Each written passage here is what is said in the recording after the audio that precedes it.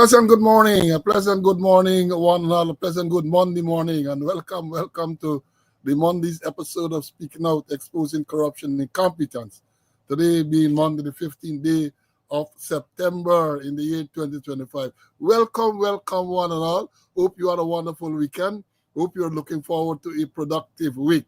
As you come in, share the live, let them know that you're on. You know the drill by now, just share the live, and we're going to be here to bring you credible, valuable information. Welcome. Another great day that the Lord has made. Let's rejoice and be glad in it. Let's give praise and thanks to being in the land of the living.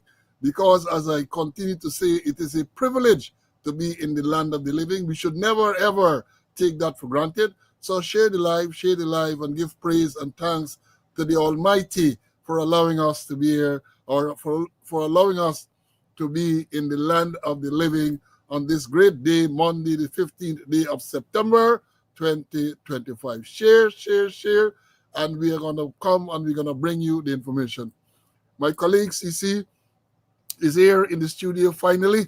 Had some issues this morning. You know, we have said to you, no matter what they throw at us, no matter what issues they are, we shall overcome, because we have to come and bring you credible, valuable information. So share. The program was scheduled at 7 this morning. As we say, the gates were open at 7, and the students were there lined up to come into the schoolyard. And once the school doors were open, they lined up very orderly and enter the school, and they have taken up their positions.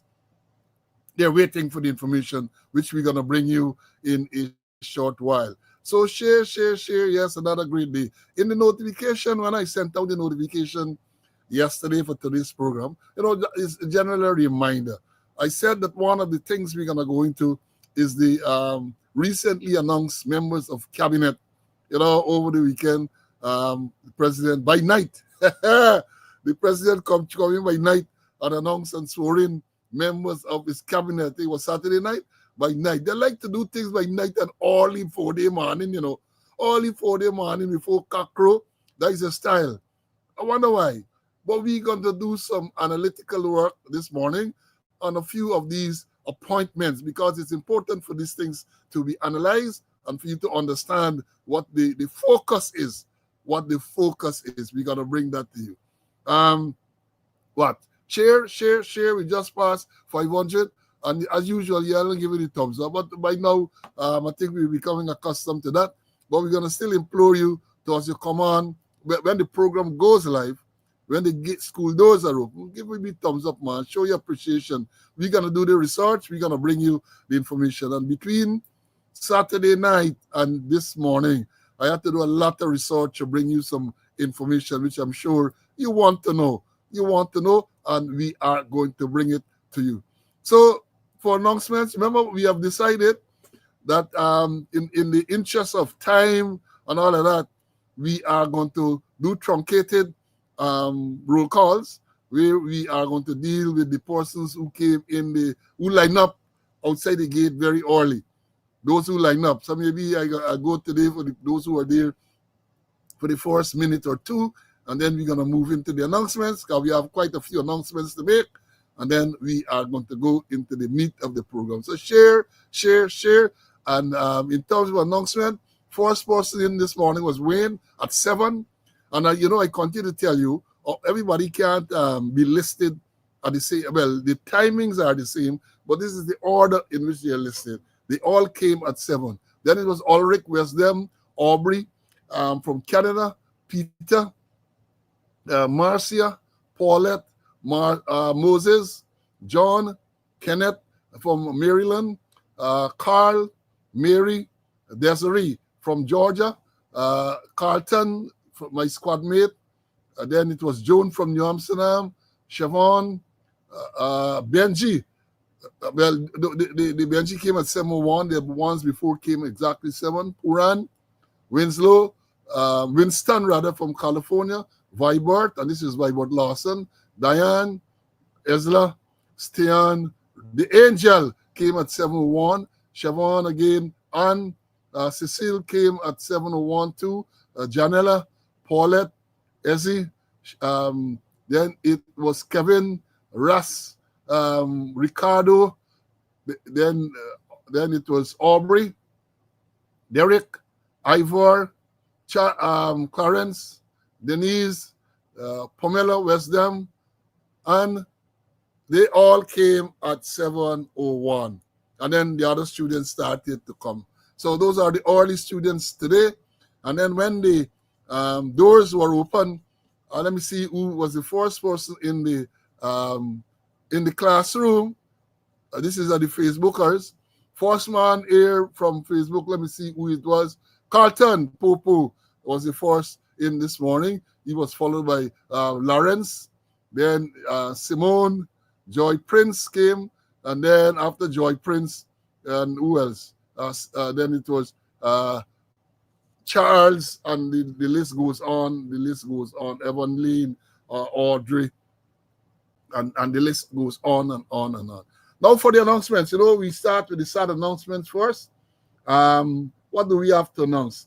Just again, the counter, 534 days since the killing of the sergeant there, Alex Vaughn, 534 days and counting, and you're hearing nothing. Now that we have a new Minister of Home Affairs, maybe she can impress upon them to give an update, or she herself maybe will be briefed about what has happened there or what is happening there, and then to impress upon them the need to give the public an update. Not Slow and Conway, but to let the Guyanese people know what has happened to that matter, where a police sergeant on duty was shot and killed 534 days ago, and we ain't hearing anything further. I told you too last week of the death of police woman Tamika McIntosh or McKend. We haven't had any update. We also informed of the death of retired Senior Superintendent Lawrence Kissoon. There is no update on that. And then over the weekend, we learned of the death of the Elizabeth Harper, Director General of the Ministry of Foreign Affairs. I'll say something a little later on Liz. I knew her very well professionally. You go into ministry when I was in the force, you have to go to the ministry if there's any visit on thing. She was always there to brief you. Very, very pleasant person. So she passed over the weekend. And then, they say let progress continue, let the murder, and let the killings and all of these things continue. Another woman killed by her partner over the weekend. They say it happened on the quarantine where a woman was hacked to death by our partner. I'm going to read something about it because, the police can, and this is one of the things that the new minister, perhaps even though you might say it's an operational matter, and the minister should not get into operational matters, even though we know they do, maybe she can try to influence them to give more sensible releases when these incidents or when any incident or any time they have to make a release. We're going to talk about that. You're going to know exactly what I'm talking about. And then 3 more fatalities over the weekend. 3 more road fatalities. 2 on the quarantine, 1 on the Essequibo. The thing all over the country, is madness. Madness. Again, we're going to talk a little bit more about that as we go on. And then another killing somewhere in the interior where a man killed a next man. That is what you have in this place. So when you hear the talk about let progress continue, really they mean let the killing and all the bloodshed continues. That is what they're saying. But is that what y'all want? Because not y'all, not some people. And some people said, no, that's not what we want because we did not elect this government. The thing was rigged. People say all other thing. But at the end of the day, this is what we have. This is what we have. This, let me phrase it carefully because it is a new government coming. The previous one was very, very corrupt, without a doubt. And the fact that many of them have been retained, it means the corruption will continue. That is my prediction. If you acknowledge, you acknowledge belatedly and perhaps reluctantly that you get corruption, rampant, rife corruption. So much so that as part of your party manifesto, you decide you're going to establish an anti-corruption unit. That is an acknowledgement that you have corruption. And what do? You reappoint almost all the same ministers into the position. So you're happy with it, and this guy needs, I guess, happy with that as well. We're going to talk some more about that. We're going to talk some more about that. And then we have, right, and let me move on to some of the happier announcements, and then we're going to come back to some of those issues after I bring in Mr. Conway. Birthday greetings. We have birthday greetings today. Well, let me tell you this, CC, listen to this carefully. I saw on Facebook that they are congratulating Deputy Commissioner Admin Ravindranath Budram, saying today is his birthday.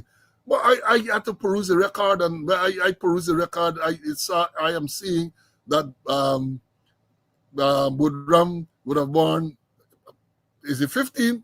But I think is May or sometime then, or or April sometime like that. So, but they're saying today the birthday.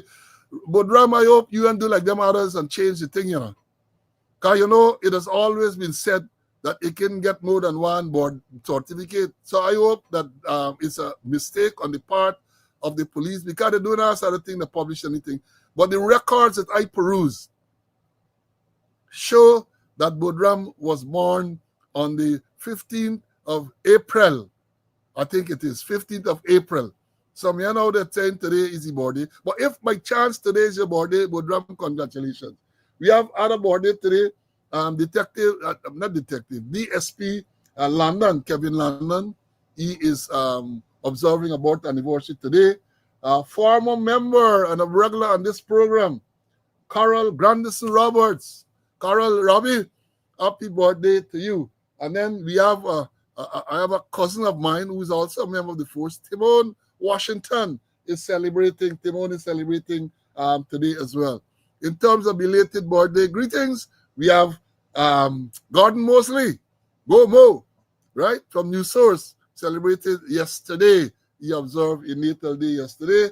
And in terms of advanced birthday greetings, we have advanced birthday greetings here to Sonia Griffith Ward.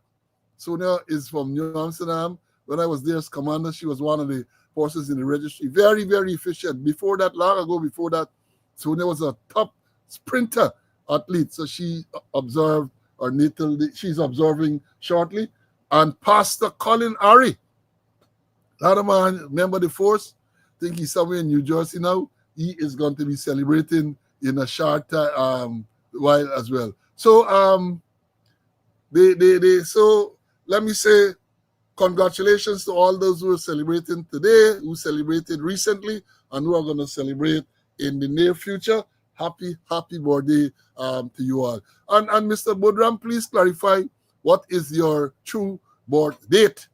What is your true birth date? Clarify, because we don't want to know. I hate to think that something happened. I always tell a story, CC. When I was Commander Borbis, I did my required station inspection. I went, notified inspection to station, and I went to Springlands. And when I got to Springlands, I was examining the nominal roll, and I saw the station sergeant. When I looked at his board date, I recognized that he should be retiring soon, and I had not seen any documentation from headquarters. So I inquired from the station sergeant, who is the person responsible for the nominal roll, if he had received any letter indicating that he was to proceed in retirement soon. He said, no. So I said, well, you need to pursue this because based on your board date, listed in the nominal roll, you should be retiring. You should have gone on retirement pre-retirement. The man tell me the nominal roll wrong. The sergeant who prepared the nominal roll told me that the nominal roll wrong. We are calling him. I don't know if he's still alive or not. He's retired now. He prepared the nominal roll with his birthday, and he told me that the nominal roll was incorrect. And it caused me to be suspicious. So George Fraser was the staff officer. So I called George, and I told George I wanted to examine this man's file, this man's personal file. I came down to meeting, I went to general office, I looked at the file. When I start looking through the file, they had one date. And somewhere in the middle of this thing changed the next date without any deed poll or anything like that. So all sort of magic does take place with these people, but as they approach retirement, they want to extend, and they do. You know, they said the squatter get several more dates, right? And others have been accused similarly. So, Mr. Bodram, please clarify, because I don't want you to end up in something like that. Yes, Edward, the man write the nominal roll and the man tell me the nominal roll wrong. The man told me that the nominal roll was incorrect. Let me bring in CC and then we're going to come with some other announcements and so on. Not wrong. I'm glad to know that you're Yes, I'm happy to be in the land of the living to do God's work. And I remember the Bodram, you know, perhaps we read the same document in terms of when is his birthday. But then if his birthday is today or a thing, I want to wish him happy birthday. But I get a different date. But then it shouldn't be surprising because plenty of senior officers get more than one board certificate, you know. Anyway, I want to shout out to a couple of people. I want to shout out to Grace. She's over 80 and one of our students. I think right now she should be on the line. She came and she visited me this morning, passing, and she stopped in and she visited me. She had talked to my wife and we had a nice conversation. And then she left a little donation for the program. And I want to thank her. You know, it's always nice when you can give a little of the little that you have. And then I read somewhere in the Bible, it says there's more happiness in giving than in receiving. So shout out to you, Grace. And then I was in KFC Saturday, and a person came to me and said, "You're Mr. Slowpod, no?" I said, "Yeah." She said, I'm listening to you all the time. I'm a student from Cyril Potter College of Education. And sometimes I don't get to see it live, but I make sure during the course of the day or the night that I look at it as educational, you know. So thank her for that. And all those who have birthdays, I wish to extend birthdays to them, related and otherwise. And I want to say that we going to continue this program. Some people say, hey, we should stop on our calendar. We will continue this program. There is no retreat and there is no surrender. Right, no retreat, no surrender. No retreat, no surrender. I made the point about the sergeant with the nominal roll, and some people speculating, some people writing. I see somebody write a name. I can call him name, but one of the persons is correct. It does one wrong or one correct. It can't be two different persons and so on. So that's what you have, these different dates. I think I failed to express condolences to the relatives. But let me talk a little bit of Mrs. Harper, Elizabeth Harper, Liz as she's familiarly called. Condolences to former Guyana cricketer Mark Harper, because Liz was his wife. She was the sister-in-law of Roger Harper, West Indies cricketer, West Indies coach, West Indies manager, and all of that. So, you know, Liz was always a pleasant person. And, you know, the story about Liz, very pleasant, very professional, and always respected. But then she allowed, and this is my opinion, she allowed the PPP to pull her in their web in 2015. If you recall, in 2015, she was the running mate for Daniel Ramatar when he sought re-election. She was the running mate. And, you know, the comments thereafter and so on, I think after then, she was when they lost, at some stage, she was appointed back in the Ministry of Foreign Affairs because she is a professional diplomat into the Ministry of Affairs. But I don't think she gained the same type of respect thereafter. So when I learned of her passing Saturday night, I reflect and I remember that Liz was the person who very, very professional. When you come to this state visits, Antoine, Liz and Vic Prasad, because Vic Prasad was the office of the president, and Liz at the Ministry of Foreign Affairs, fantastic combination to make sure all the arrangements were in place, all the information, all the briefing I don't know what happens now, right? But that is what I remember of Liz. And then in 2015, politics, stay professional, man. Forget about this politics thing. Forget, especially when they talk about PPP politics. Because PPP politics is a dirty, dirty, dirty politics. They don't want to. Most politics people say is dirty. But I believe that the PPP style is even worse than the others. So that's the story. That's the story. So, yeah, condolences. And in terms of the fatal accidents, I don't know what they're going to say. Maybe this, well, they can't call the one on the quarantine, 19 road. They say the motorcyclists, the two motorcyclists were riding. Their claim, well, of course, they put on without helmet. I don't know if they're still allowed because 90% of the people you see riding around the place in Georgetown and in Guyana, they don't wear safety helmet, even though the law requires that they wear safety helmet. Even though not so long ago they went to Parliament and they passed a law which says that even if it's an electric scooter, you have to wear safety helmet. Because, I took the, let me take this opportunity to tell you that based on the law about the wearing of safety helmet, almost everyone who rides, because the law was specific, once you ride or once you rode a motorcycle that is 50 cubic centimeters cc or more, the size of the engine 50 cubic centimeter or more, right? You must wear a helmet unless that thing is what they call pedal assisted. That law came into being sometime in the 70s when you had P50. The older folks remember P50. And if you rode a P50, you were exempted by law from wearing a safety helmet. So even if they, according to the law, and this is a discussion I had when I was traffic chief with Ian Chan. He was then in the public DPP's chambers.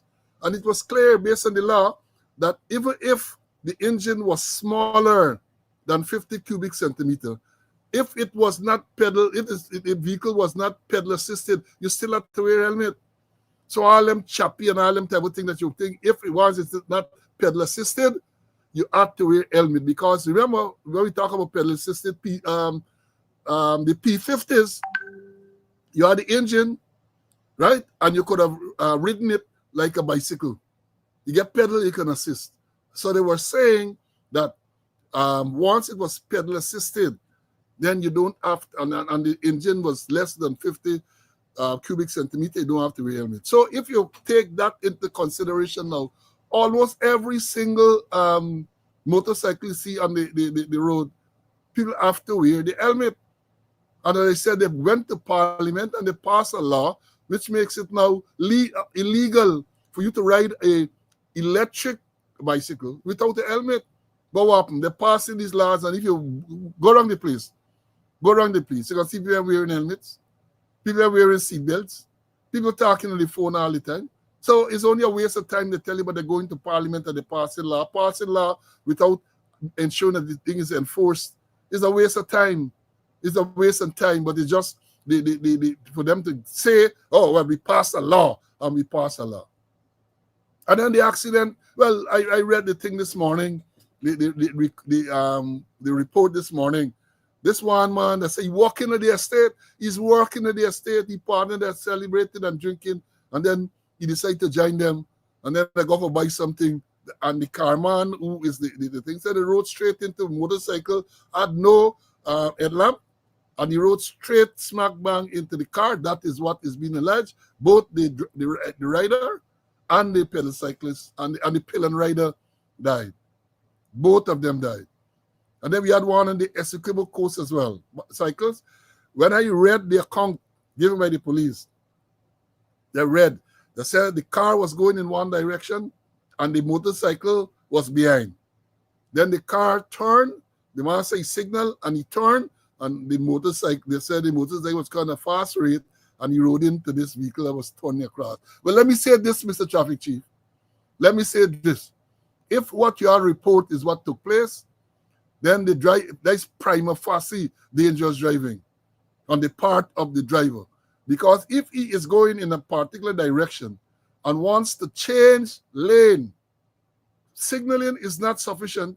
He has to ensure that it is safe for him to change lane. Let me repeat that, Mr. Traffic Chief, because you're going to jump up and you're going to talk and think. the driver, this is according to what the report I read, is going in a direction, and he says there is some pastor. He says that he signaled to change his lane, and he turned, and then this cycle rode into him. That is dangerous driving. You can't just signal. You can't just signal. You have to observe and make sure nothing is coming. You have to make sure that nothing is coming, because you are changing lane. To put on a signal, now you don't get on signal like that old-time vehicle. You put out your hand and you signal where you're going. You are depending on the electronic signal. And therefore, how do you know that it is actually working? How do you know that when you put on, as we call it, the trafficator, it is working so the people at the back will know? And even if it's working, how you know that it's not obscure with mud or anything? That is why, if you're going to change lane, in addition to signaling your intention to do so, you have to physically check to make sure that nothing is coming, nothing in your blind spot and all this type of thing. Because them vehicles, most of the vehicles you have in Guyana have blind spot indicator and all them type of thing. So when I read that, I said, I got to talk about it. I have to talk about it. Again, condolences to the relatives of the deceased person. And, it's difficult. But again, with the deaths last month, August month, I think there were 17 road deaths. 17 road deaths. Some of them, they classify them as accident. Some of them, they classify incident. But 17 persons died on the road last month. And this month alone, you get a couple already. You have graves. You get 3 over the weekend, and you have others. And what are they doing? What are they doing? They're going to say that the accident was senseless. That is the word that they use. But you ain't hearing anything more. So, new minister, all they got to look into. Because remember, in case they don't tell you, police and all the departments under the police come under your ministry. So, CC, let me hear your comment on the accidents that I just described. What are your views, my brother? Well, I agree with you with the view that that the driver can't just put on his signal and then turn. You got to make sure it's clear, it is safe to do so. Otherwise there's dangerous driving. And then we got to look at in terms of these motorcyclists, particularly in Borbies. I have a special interest in Borbies. There are many motorcyclists and pillion riders die in Borbies. I don't know what's in there, but I don't know if they're looking at it, if they're analyzing it and taking corrective action. Just like I remember the one that involved the one who's now commando in region number 8. I remember they say the allegations is that after a night of bar hopping, he was involved in an accident. He was deputy commander there, an accident not too far from the hospital in New Amsterdam, and the motorcyclist died. And within days, they scooted him away, attacking the second in charge of Borbies then, and sent him to region number 8 as the commander. And recently, he was promoted to senior superintendent. That is, and we have heard not a word, not a line from the police about that particular accident. Or I know they call it an incident, but a motorcyclist died. The commander was involved. He was driving his own vehicle. Days afterward, scooted him away to Region 8. Now, and he was deputy commander Borbies as commander, and then promoted to senior superintendent. But the fact is that I'm saying they should really look at those motorcyclists. Something is wrong somewhere, and then particularly in Borbies, numerous motorcyclists died or were killed on the roads in Borbies.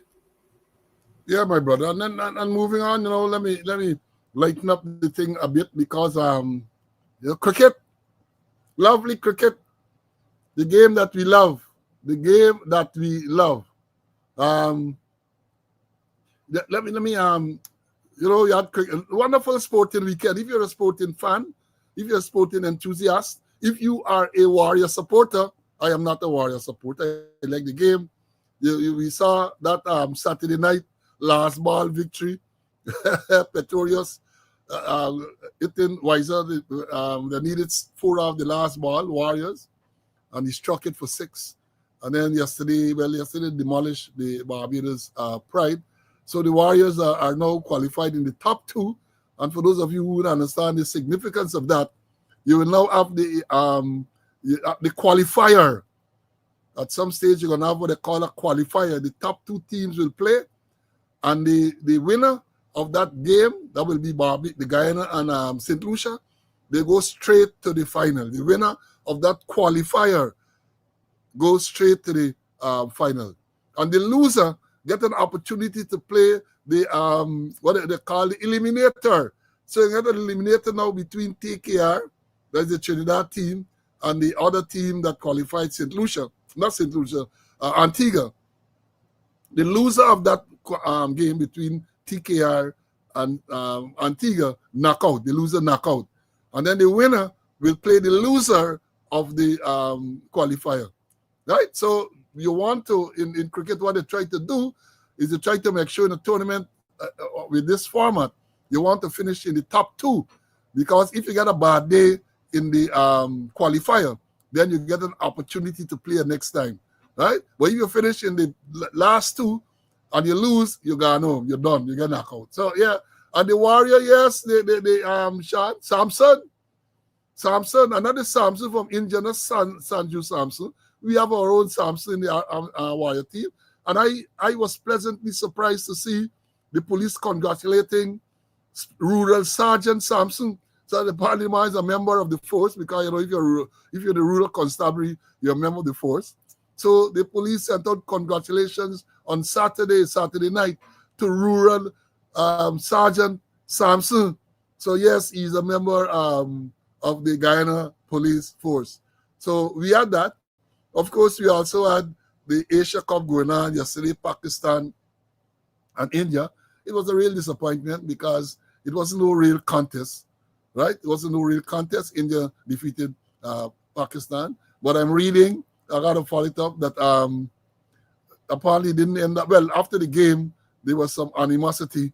I read one report which suggests that the Indians locked the dressing room to prevent the Pakistanis from going there to shake hands. And I saw that controversy. I know Pakistan and India are loggers head over Jammu and Kashmir, the territory of Jammu. There was no handshake and all of that. And I know the ICC can deal with that. But let me tell you something. The crystal ball. ICC will never penalize India for any thing like that. ICC will never penalize India. If India refuses to shake hands, ICC are going to penalize them. That is the nature of the game. That is how cricket is being controlled by India and other the big ones. Right? So it was good weekend. And then Saturday night, back in the day, I never missed a good boxing match. Even local boxing, amateur boxing, and so on. I used to make sure I go on. I love the fist-sticking contest. Right? I myself was a so-called boxer back in my youthful days as a constable in the police force. So I didn't even remember this fight between the two warriors, right? Crawford and Canelo Alvarez. I didn't remember. But I was reminded Saturday night, and immediately I decided, I gotta watch. I know, Lord, man, I am so glad. That has to be one of the best fights ever. They said Crawford was the underdog, and the reason why they say that, because he went up 3 weight classes to fight this man, Alvarez, Canelo. 3 weight classes, the man go up. And that was a boxing lesson. That was a boxing lesson. That man destroy Canelo Alvarez for Mexico. Boxing lessons, man. I enjoyed at first, let me be honest. When it started, I was a bit sleepy. But the action was of such that all the boxing knocked out all the sleep from your eyes, man. And I was able to see every single round, buddy. Every single round. Has to be one of the best fights ever.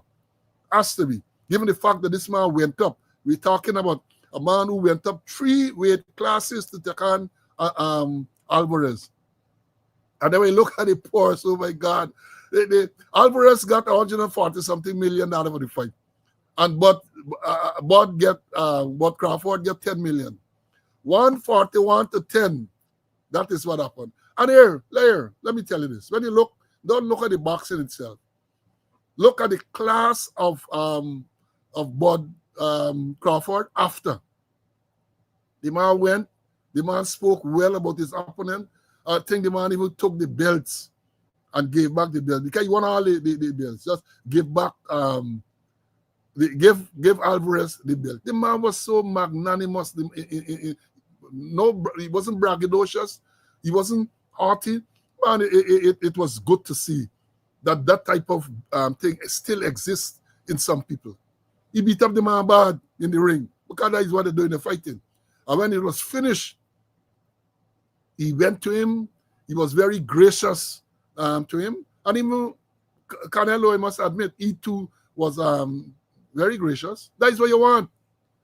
That is what you want. Hope the politicians would have seen that, Guyanese politician, and decide to take something from that.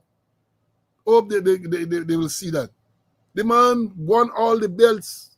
Man took the belts back and gave it to him. I don't know, it might be just symbolic, but again, sportsmanship is very, very important. That's why you got to teach the people. You got to imbue in them sportsmanship. Some will win, some will lose. How you react to being a loser, how you react when you win. Not triumphalism, how you react when you win. Not the type of racial triumphalism we see on social media from the PPP supporters. And that is a lesson to be learned from that boxing match in there. Now, of course, we had sporting event. We had the Jamaicans 1-2 in the world champion, the 100 meter. Oh, man, a wonderful weekend of sports, man. A wonderful weekend of sport. They're bringing CC, man. CC, I sure you would have seen some of these things too, man. I saw the cricket. Exciting, the first match. The 1-6 that won it. And the second one was easy victory. I watched it, my wife and my 11-year-old grandson. And he told me, or he requested that he wanted to watch the matches wearing his Amazon Warriors jersey. So I gave him, and then he remembered too, he was boasting because on Thursday, he was selected as part of the school team to go and interact with the Warriors at Providence. And he came back with a whole set of the people's signature autographs. You got autographs. Yeah. The whole set of autographs, Tahir, and all of them there. I think it's about 14 he had. And then he came back. He put his grandfather in some expense. Is not working grandfather, because he said, grandfather, you've got to look after this documentary. I want you to frame it and keep it, so I could show my children. So please ensure that this is done there. I didn't see the fight, but I plan to watch it subsequently. And with India and Pakistan, we know that technically they are at war. And I wasn't surprised that they didn't shake hands and they didn't meet and greet.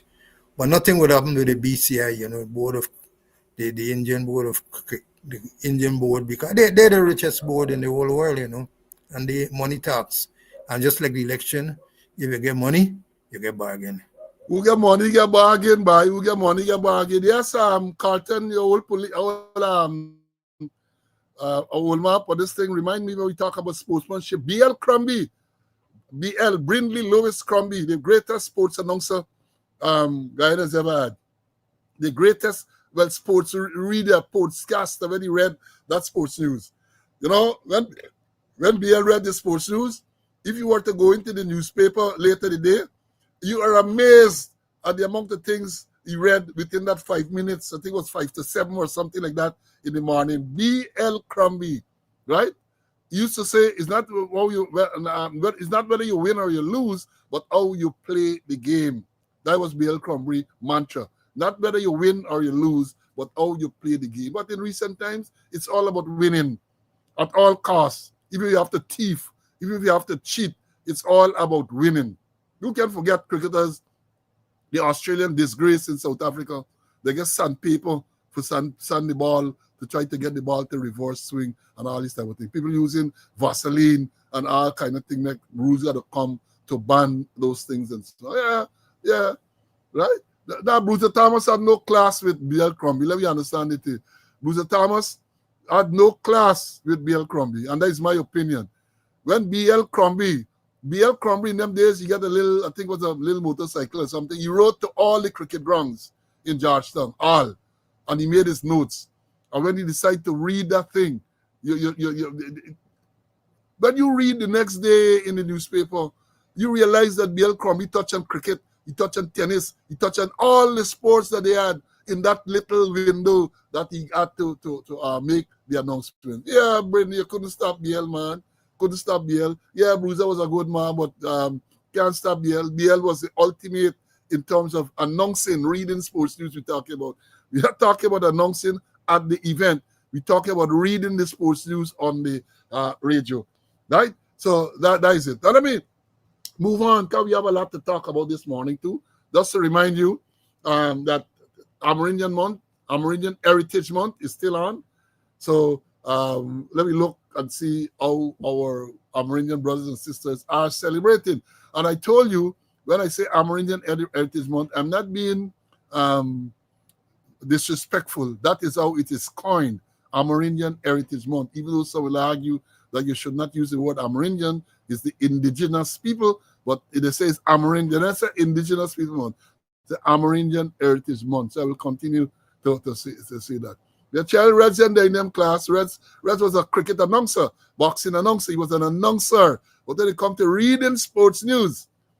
BL was in a class by himself, right? Now let me say this. They're talking about corruption. They're talking about all this type of thing. Only this morning we are hearing that part of the Wismar-Mackenzie Bridge, the Mackenzie-Wismar Bridge, part of the bridge collapsed. We read areas that it collapsed, right? We know the reason for the collapse, but when a structure collapses, has to be, because we ain't get earthquake, we ain't get them things. So it got to be something to do with shoddy construction, shoddy maintenance, and all of that, right? So, last week, we had this show last week. This is the Dennis Street Bridge. Look at here. Yes, you see this here? Some truck passing, and the old thingy, the bridge, look at it collapse. The old thing sinking. And this is the bridge, it's a road rather. The road that was built less than 2 years ago. What, a PPP road again? PPP road. Let me know the same way the Mackenzie thing, the motorcyclist and his motorcycle were left dangling. That is what is being reported. So apparently no one was seriously injured, but the bridge just collapsed. And let me show, and I saw the video this morning. Member of Parliament to be, I think the Mayor, Sharma Solomon, had a video this morning showing it. And look what happened, the same bridge there. Look, you get a little video of it, so you get a better understanding of what took place. Look at the street is not even, that is sick in body. Not even 2 years old. Look what happened there. Brockway.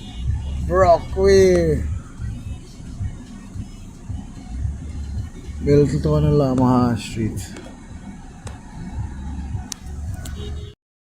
I know that you said Lama. It looked like they used to call it Jury Lane, I think. And I'm not a town man, but based on the geography, they look like it's turned into Jury Lane. I'm not sure, right? But that's where you have shoddy constructions. I don't know when the Mackenzie Bridge would have been that collapsed. The part that collapsed would have been built, but even if it's built long ago, there's get something called maintenance. You have something they call maintenance, and you have to make sure these things are properly maintained, right? But then happening is all contracts of friends and family and favorite. That is what it is. And I saw a statement this morning which amused me. And they're talking about again corruption. We talk about speaking out, exposing corruption, incompetence. I'm talking about the Bamia school. That controversial arrangement there, where some entertainers, football organizers, Kashif Mohammed, Aubrey Shanghai Major, the It's and Jams people, were given a contract to build a school, $300 and something million in the first instance. You understand? It's over $400 million now, and they can't deliver up to now. It's 2 years since they should have delivered. And what caused me the little laughter this morning is that the newly appointed Minister of Local Government, Priya Manik-Chan, formerly for Ministry of Education, because I think the Ministry of Local Government has responsibility for the school. She went there sometime since she became minister. They got to be there yesterday. And she said that the thing got it done sometime. If it ain't done, they're going to fire the contractors and all this type of thing. Let me know how the contractors were selected in the first place. How the contractors were selected. These are people, look, they failed all the tests in the procurement. They hadn't the experience, they hadn't nothing. They're entertainers. And they get contract of, in the first instance, $300 and something million. 300 and something million Guyana dollars. And then they went back, they give them another 100 and something million dollars. And up to now, that project cannot be completed. You tell me if that is not corruption. You tell me if it's not corruption, incompetence, which is the theme of this program. And Priya only blowing smoke, they're blowing after blowing coal. Then people get connection. That is why first they could have gotten the contract, and that is why they could have gotten more money for the contract, and that is why up to now they can't deliver and nothing ain't gonna happen. And when you say that if they ain't finished by a particular time, you're gonna give it to somebody else, the same thing happened with the pump station. They give critic $800 and something million to build a pump station. Can't deliver. And then they take it away and they give it to somebody else. What happened to all the money that was given and all the advances? What happened to all them things? What happened? And then people get more contract. Despite that, they're going to get more contract because they are connected. That is the corruption in the system. And now that they come back, oh God, they're going to be like 7 Karas. They come back more vicious than 7 Karas in a bag. 7 Karas in a bag, they come back. But, are you look for that? I can't to Crow. Before I bring in CC, man, Crow, you know the same man who sings, he's a Calypsonian from Trinidad, and he sang a song, Lick Batty Africans. Lick Batty. And we got 00 not license to Lick Batty, right? Lick Batty Africans. Crow sang that in Trinidad. And after a particular election in Trinidad, he sang a next one. Are you look for that? Let me play that one for you. Sit back and listen. Listen to the words. Are you look for that?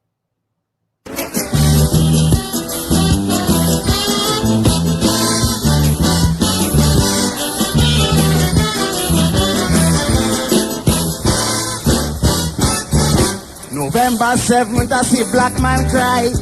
No blood still running from black people's eye. But I remember when a sunrise, African rise. And I beg black man, please open your eyes. While I was singing and busting me liver string, black man asking me where Atlantic lay. Then they put their 14th finger on the shelf. So today, black man, you must blame yourself. Cause when I sing, they never listen where Coco say. Black man's mentality gone Spectrum and PSA. Big lyrics I sing in, they wouldn't listen to me. Black man telling black man, oh black man, come out to party. I remember when I sing Sham, we don't want it. They say black brothers say Coco, you singing shit. So they say through my fault while you strike your heart. Black man, all you look for that. I want a white black man, always contact it start. Black man, all you look for that.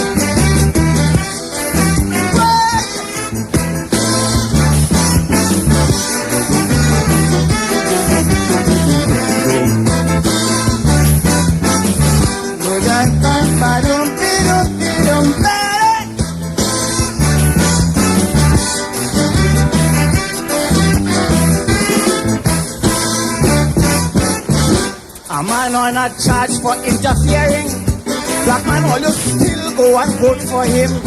Black man, how on earth you could condone this? Your daughter might have to work in this man's office. Then imagine this sex silver-headed, yes, 12 fingers under your daughter's dress. Me a saying that Patrick should have win, sir. But even Jim Baker will have been better.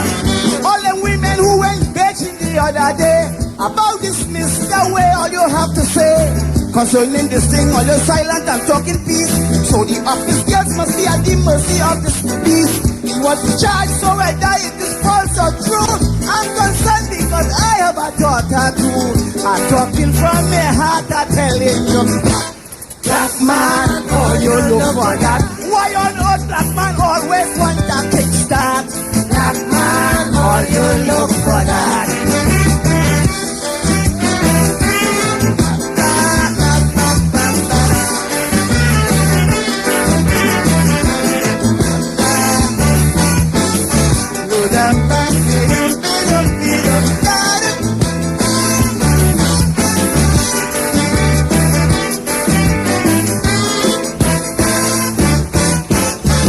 Tobago, I was really annoyed with you, but I realized all you get is two. Who would have been the both of them with a side with Panday and give away Tobago's best holiday? Then who go and sit down on the wrong table and then look for the best for the old Tobago people. But all you cannot quarrel, all you cannot fret. That's where you ask for, that is where you get. We still love Nelson and Calypso Rose. The world now we honestly recognize those. Right, you're a great footballer with Aston Villa. We always show love and respect to that fella. But all you smile when Robbie married to Pandey. I hope all you understand where Sadmarache. If he thought I marry a black man, he drop cheap black. Tobago, all you look for that. Mighty Master, there's done and Ricky Jai start. Tobago, all you look for that.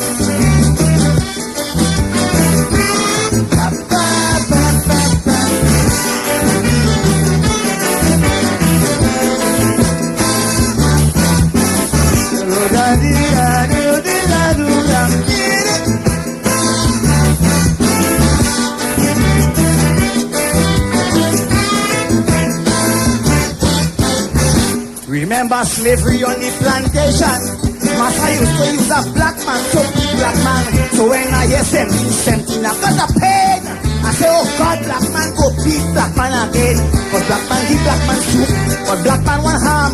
Black man intention is to pressure the old black man. He give them soup, they say he treat them like an outcast. So now black man takes smoke.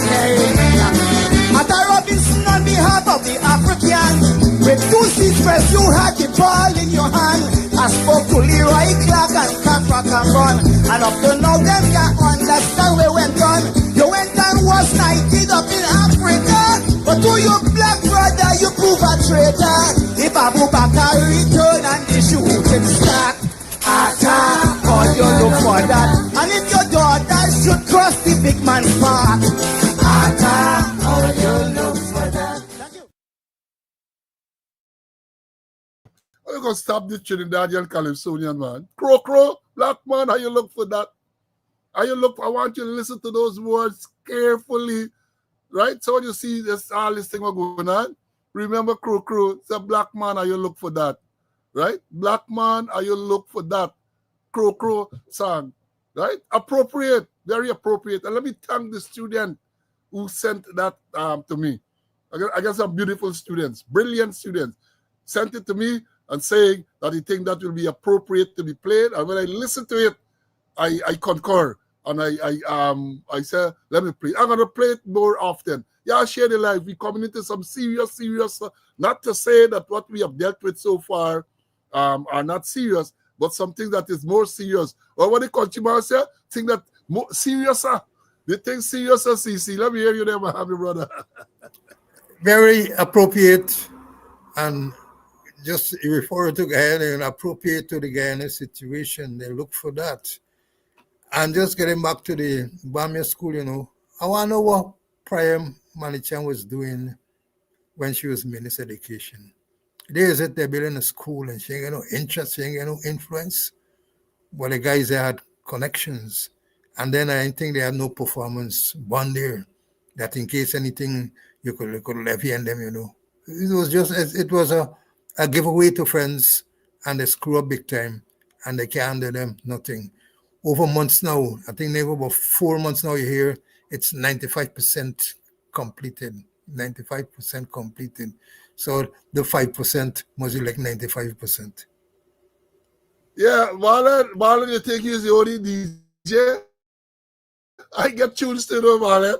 Marlon, I get tunes to my brother, Black Man. Are you look for that? I know you're going to ask him to send it to you. Before you even ask, I can send it to you a little later, man. Are you look for that?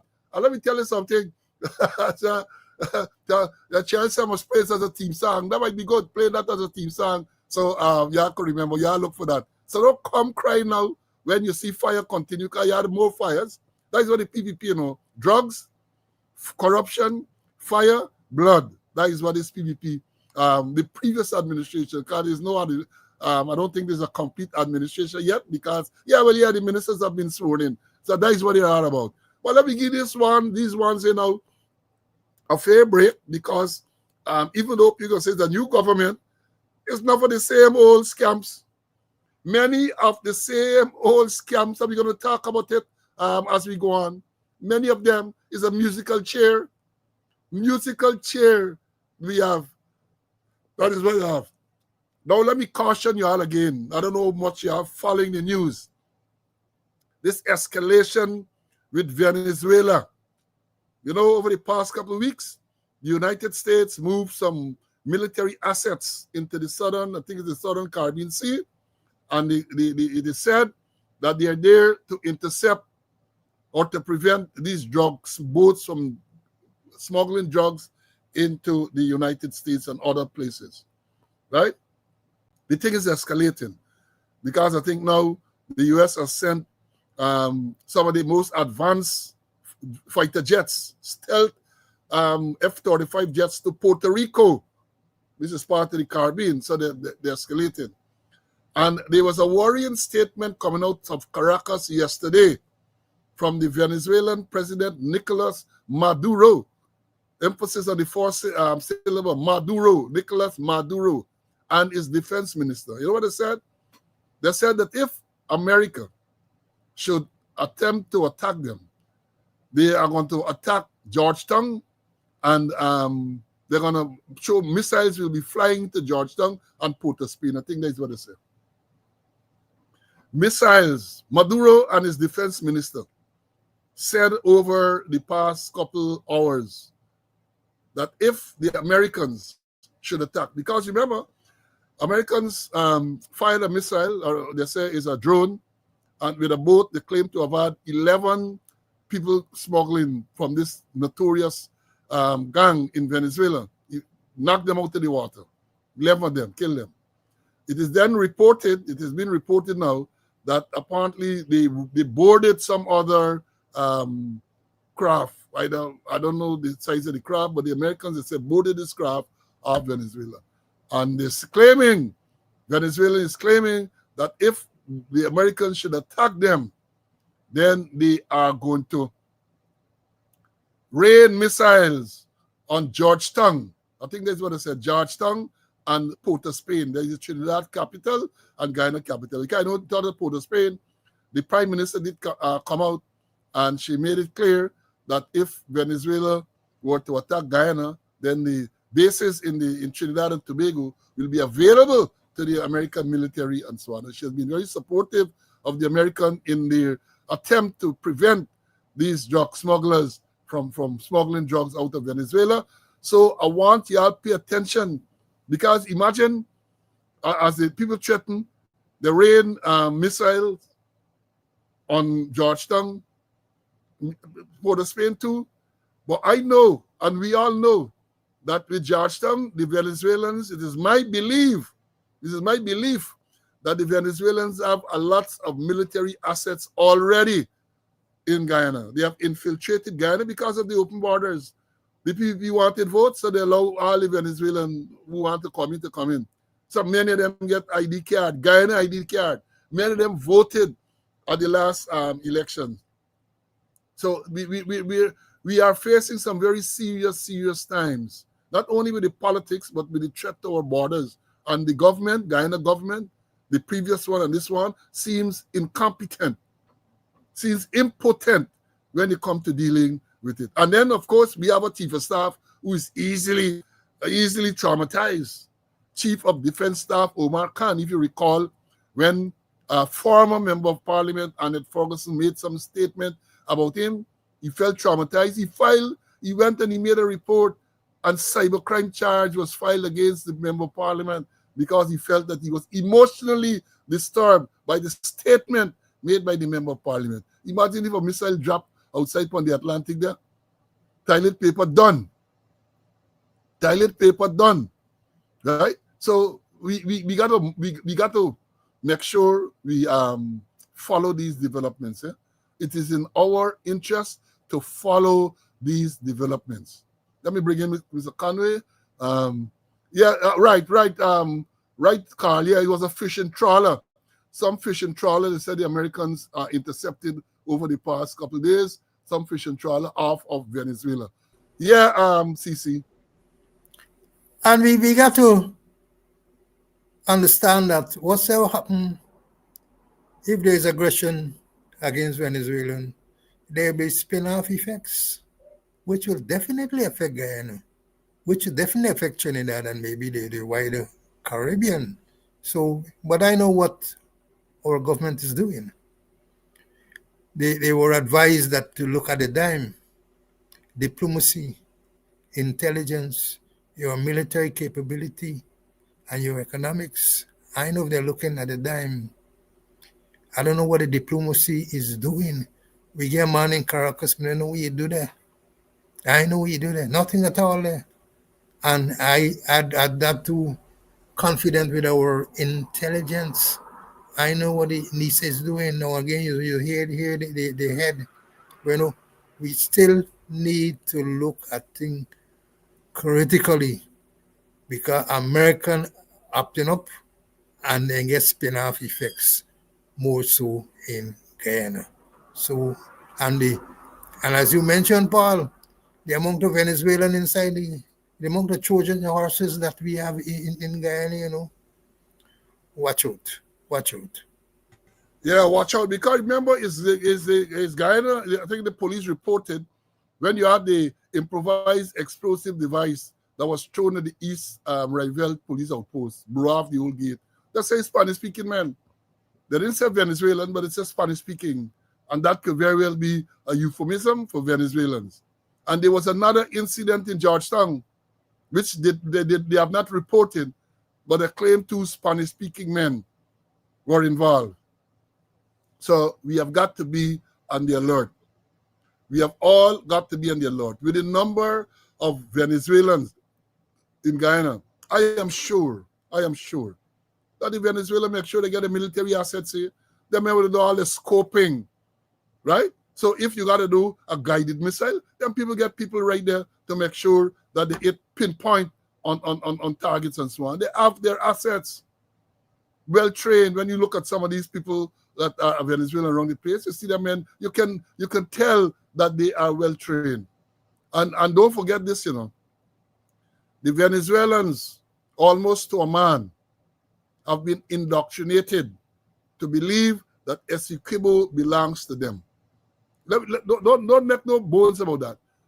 Even the opposition and all these elements, there is one issue that the Venezuelans seems united on, that Essequibo belongs to Venezuela. And as we have said before, and we repeat for emphasis, notwithstanding what is going to happen at the World Court, the Venezuelans have already said, the Venezuelan government, Maduro, has already said that they are respecting whatever verdict can come down. So if tomorrow the World Court says, well, Mexico belongs to Guyana, Venezuela can tell you, shove it. They will tell you to shove it. Right? So we got to understand that. Now, let me move on. Political appointment of the cabinet over the weekend. You know, I think this was since the president sworn in on the Sunday, it took almost 1 week to name a cabinet. And I told you all on Friday, that is the cabinet you make out of softwood. And for those of you who know, once you make these things out of softwood, wood ants, termites, can infest them. Termites like softwood. And what have we seen? We have seen a musical chair. They shuffle them around. Shuffle. But this is, I tell you all already, I haven't repeated this in recent times, but this is a trick pack. Imagine a pack of cards. It's a trick pack.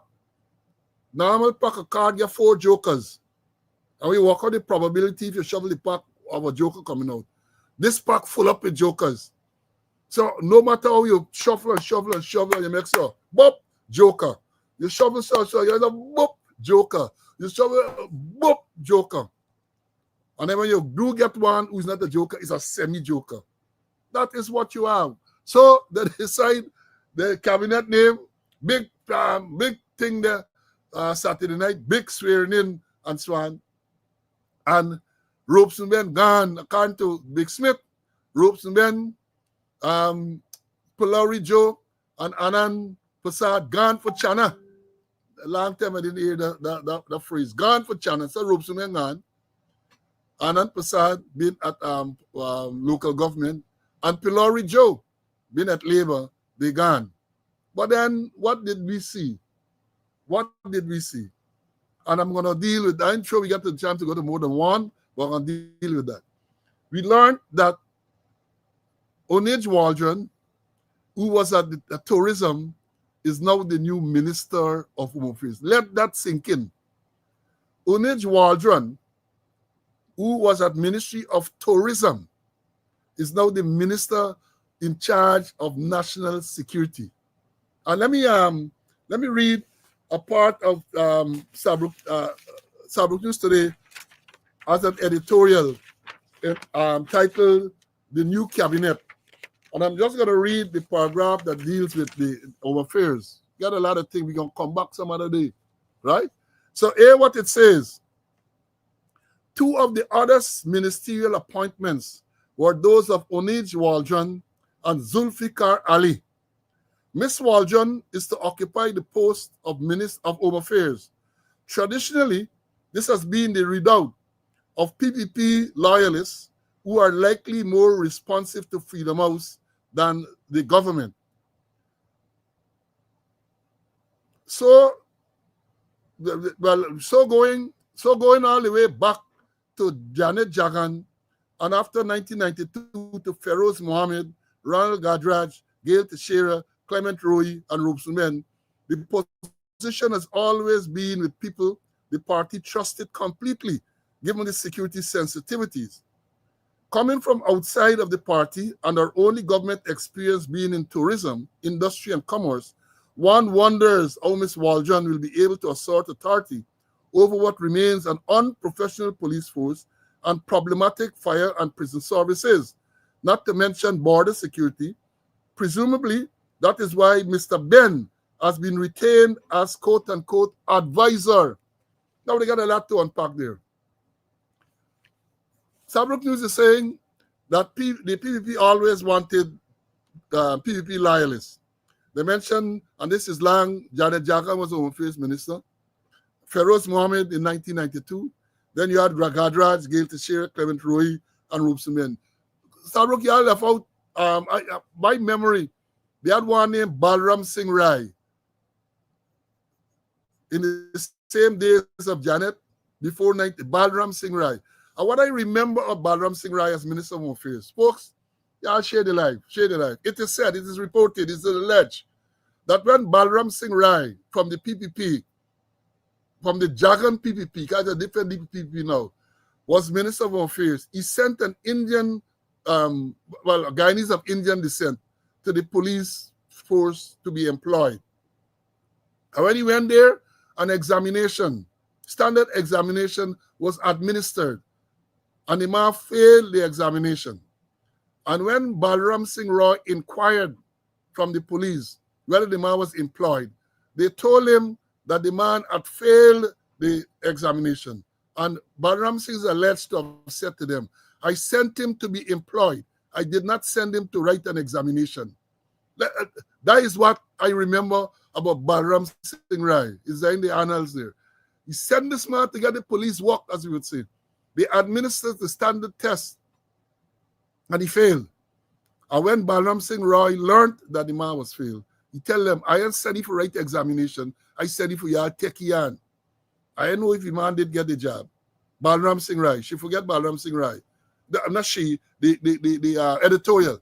They also forget to mention that Crosinal Samines was also Minister of Home Affairs for a period of time. I remember that very well because when I was traffic chief and we were working on the implementation of the tint law, if you check the thing, I think he signed the thing into he as the Minister of Home Affairs, he had something to do with it. Sam Einsbin there too, right? Sam Einsbin. And let me say this. I know about in the 60s and so on, a little by then. I know about I read about Balram Singh Rai. I know about Janet as Home Affairs Minister, but the records will show that she was Home Affairs Minister. It is my belief, and many people will share this, many police officers of my time will share this. The only competent Minister of Home Affairs that the PPP has ever had, right, was the first one she mentioned, the Feroz Mohammed. Feroz Mohammed was very competent, he was very honest, and he earned the respect of us senior officers in the police force. He earned the respect of us senior officers of the police force. But after that, you had Gadraj, and we know it was Gadraj, Death Squad. Death Squad Gadraj had to run. Commission of Inquiry, demonstrations to get him out of office. I remember as Commander A Division there, every morning when them people turn up by your house, they're singing the Sankey and the Aim and Swan. Used to call, I used to send a tribal union was the man who used to go to maintain order there every morning. They're singing. And then the pressure he run. What they did, they appointed him a commissioner to India. They look like they like 10 people to India who do all sort of thing. They sent Charan Das there to I commissioned to India. By which time Gadraj's visa had been revoked by the US and maybe other places. So he had to get to India through a very circuitous route, Ranal Gadraj. I think that was around 2005. Because I remember visiting India and visiting the office of the High Commissioner, and they were preparing for him to go there at that time. That was 2005. Gadraj, right? Gail Teixeira for a spell in 2006 around then. She been there, right? Clement Roy, been there for a while. Clement Roy was there for a long while. And then Robeson Ben. Well, let me say this. Apart from Gadraj, in terms of the Death Squad and all that type of thing, Robeson Ben beat all when it comes to incompetence. That's my view. Robeson Ben, Robeson Shoot and Scoot Ben, beat all. Right? And then he is now, listen, I want y'all to take this in carefully, you know. This is the man who they dismissed basically as the Minister of Home Affairs. So you have Onig Waldron, an unknown. I'm going to tell you all something about her in a while. An unknown is given this post of Minister of Home Affairs. So they get rid of him as a minister. And they put your senior advisor to the same ministry. Conrad, you can't make these things up. You cannot make these things up. A man who clearly failed as the Minister of Home Affairs. Because if he had not failed, one would have expected that he would have been retained like so many other ministers. I'm not saying that the other ministers were retained because they did not fail. Let me understand this thing clearly. So I'm going to say slow, sir. The likes of all of those who were retained is because they were competent. No. But I would have thought that if Ben was doing such a good job, at least y'all would have kept it there in the position. But no, they move him from minister. In other words, you get juked down from minister, and then you put in the same failure as the advisor, senior advisor to the minister. But minister, let me tell you this. Any advice Ben give, you got to be Ramgoat advice, right? Ramgoat, because for the 5 years he has been there, he has a record of failures. Robeson Ben. And let me tell you some of the things that he became known for. Let me tell you some of the things, apart from Shoot and Scoot. Everybody does remember Shoot and Scoot. But they got other issues. Look, this one is. In relation to gun crimes and the holding and having of illegal guns, we are not going to be doing any amnesty. those who have guns and shouldn't have them should perhaps walk into the nearest police station and give them up, or put them somewhere where they could be given up. You're not supposed to have any illegal gun. The question of having an illegal gun, in most instances, has nothing to do with being somebody in the bush and wanting to shoot wild hogs or whatever, or to get protein for food. It has to do with criminal activity. It has to do with criminal activity. If you have an illegal gun, pass by the police station, put it in a bag, and throw it in the yard.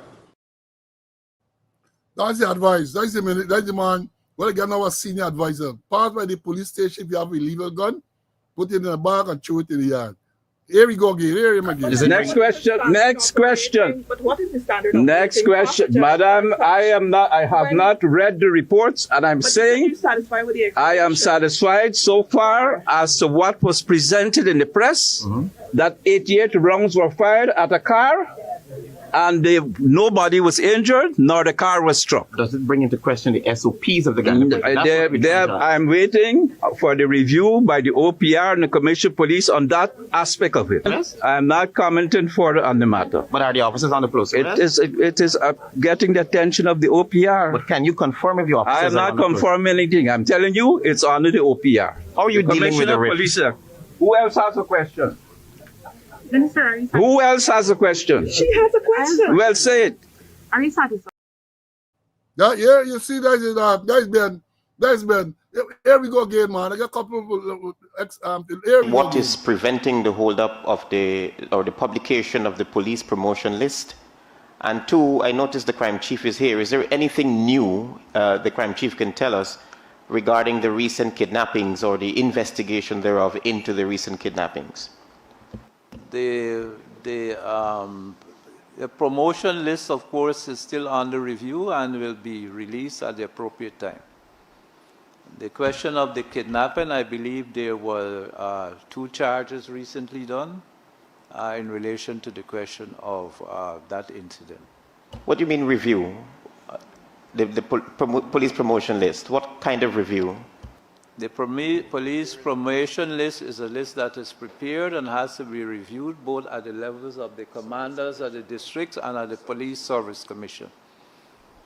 So that is simply what it is. And it has to match in terms of the numbers who could be placed at various positions with the succession planning of the police force and what is available in terms of positions. That gone through the window though. Once the president had a vision in July, them numbers and that's I think he talking about that went through the window.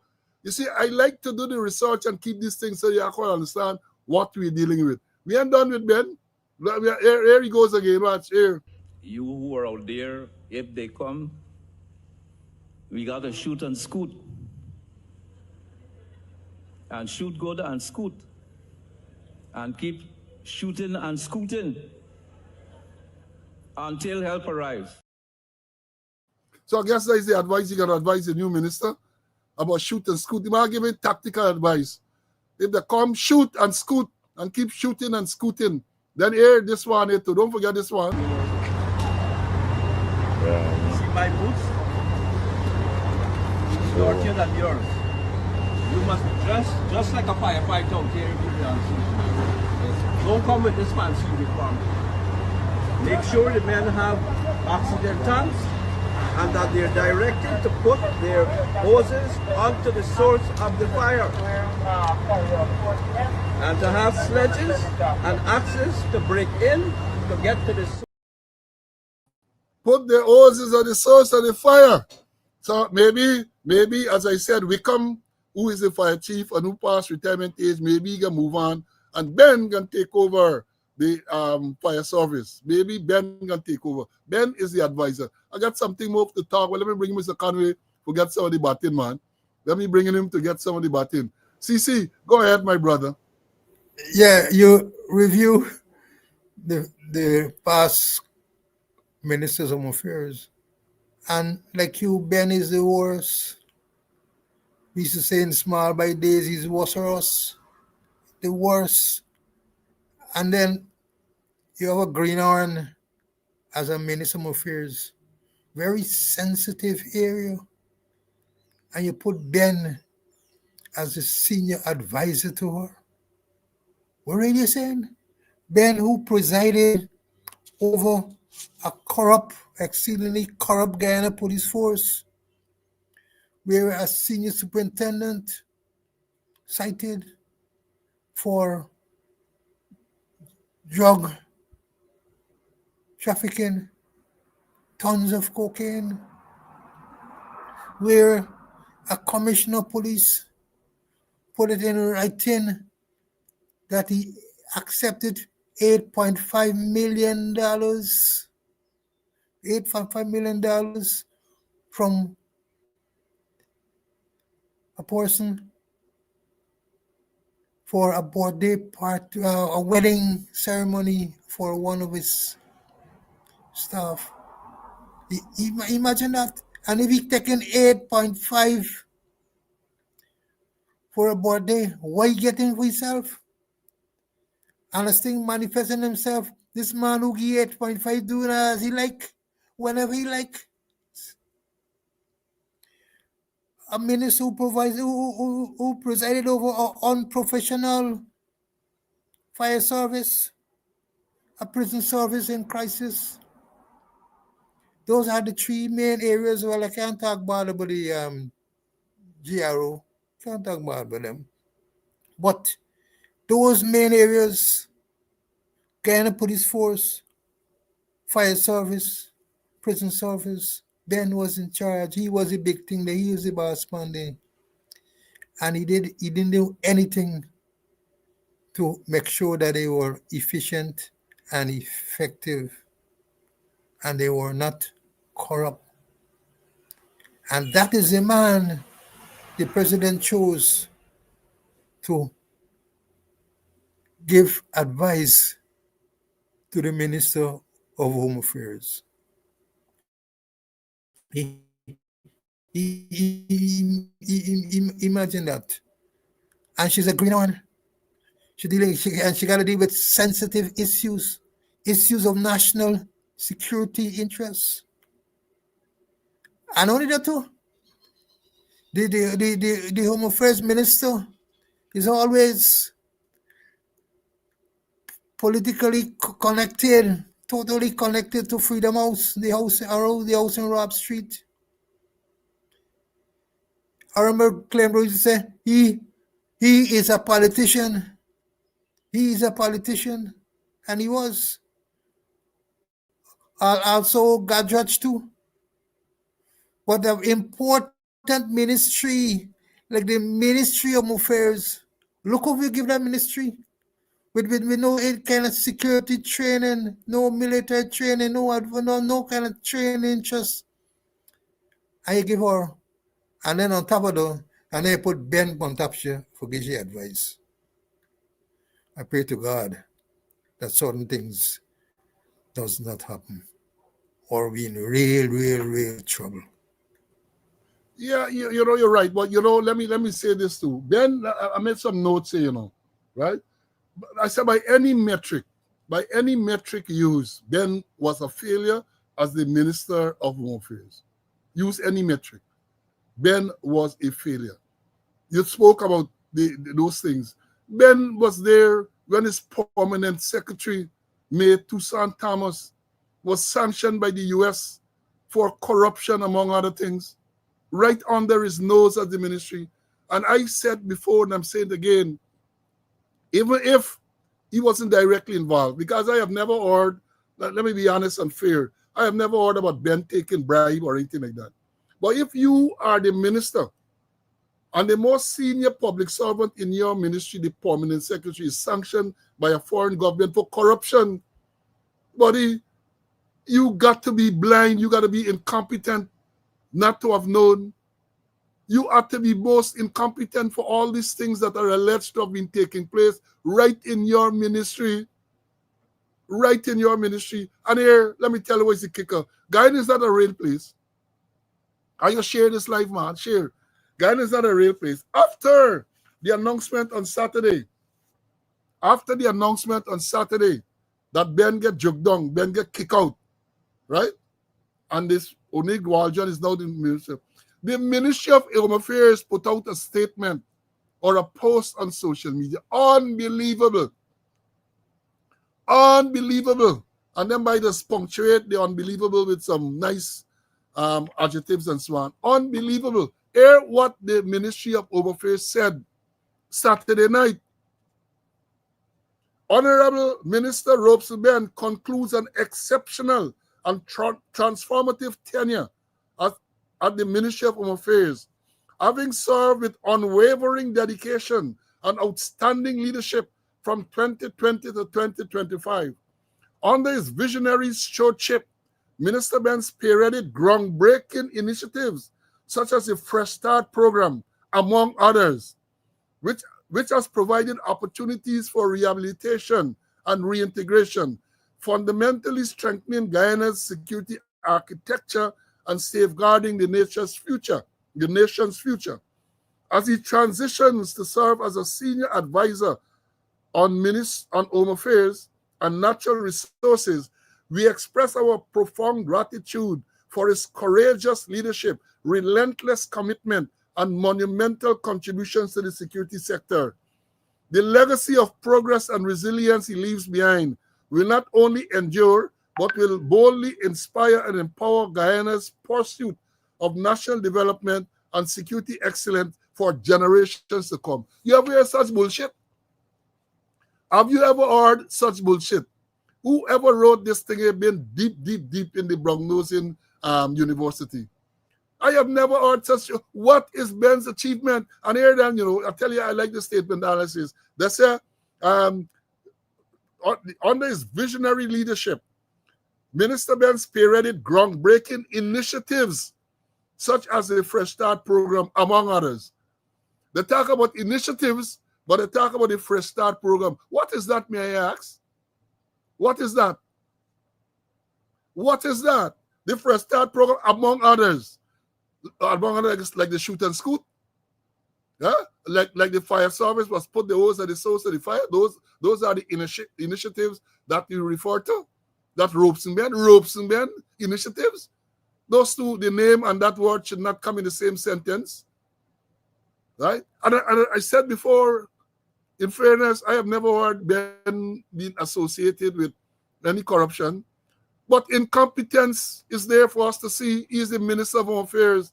Under his watch, you had the PS sanction, police officer, 200 and something criminal charges, shooters. You had this thing with the same 8.5 million and so many other things.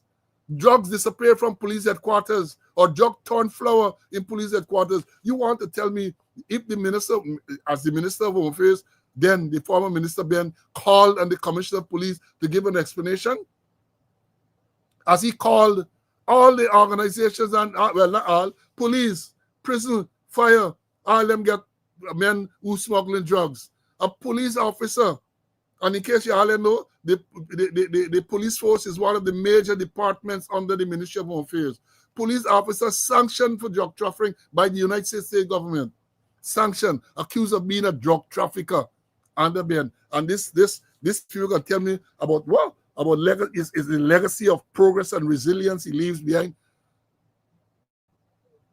Ben leaves a legacy that is best, well, is Ben. Of incompetence. That is what the legacy is. And don't forget, when they had, I think it was 2 years ago, the first anniversary route march, the man stand under the back dam closed. The man stood up there to take the march past by thousands of police ranks in the back dam closed.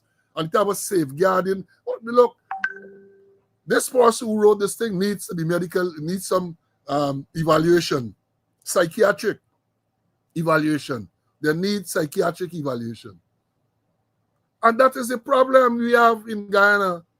The man was so incompetent, the government decided they can't keep the movie, but they put it there, and what they put it there as advisor.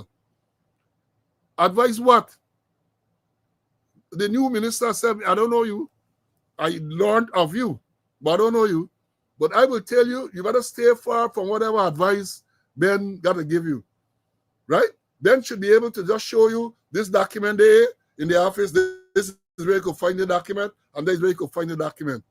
But advice from Robeson Ben, a failure in the ministry, right? And let me upfront tell you, take the advice of Big Smith. Big Smith right yesterday or sometime that the minister should, the first decree that the minister should make is that no senior police officer should name a toilet after himself, him or herself. That is what Big Smith right. That the minister should decree that no senior officer will be allowed to name a toilet after him or herself. I am thinking that he's talking about Mr. Errol Watts, who when he was commander in Region 3, right, West Demerara at Leonora, they made a toilet block, and it was named after Watts. Appropriately named after Watts. He's full of shit, right? So that's why they name a toilet block after him. I know Watts well. So when I say he's full of shit, he might be vexed. But those who know, like me, know Watts, you know that there is up. There's up, toilet after him. Tribal union. So that was what. Let me go on further to say, right? Well, as I've said, his removal from office is a clear indication that even this corrupt government ain't got no confidence in him. The corrupt government has no confidence in Ben. Why else would they remove him? And then they put him right there, right at the ministry as senior advisor. What has the advisors done? The other advisor then, Ari Gill. Ari Gill was an advisor to Robeson Ben, Minister of Home Affairs.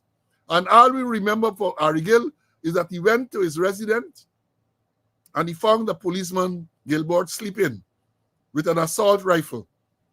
And somehow, we don't know if he took it out, but somehow that video appeared on social media. And then we learned that the policeman was there. When the video was taken, he had been there continuously for over 18 hours on duty with an assault rifle.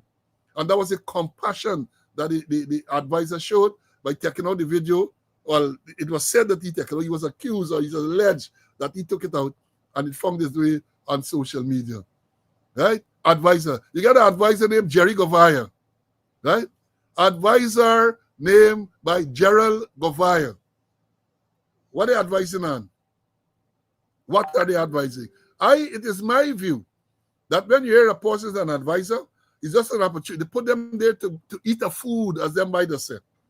To eat a food, in case you all don't understand, that's a Trinity stock. You're eating a food. In other words, you're getting a little money. That is all that they're getting a little money. That is what they put them for. Give them big title as advisor. That's so soon we can get an advisor and go into the toilet.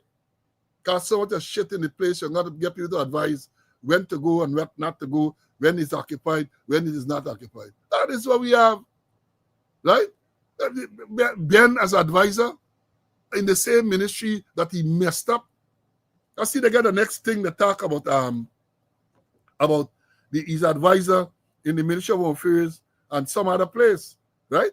Well, maybe I understand he has some qualification in natural resource as he transitioned to serve as a senior advisor on home affairs and natural resources.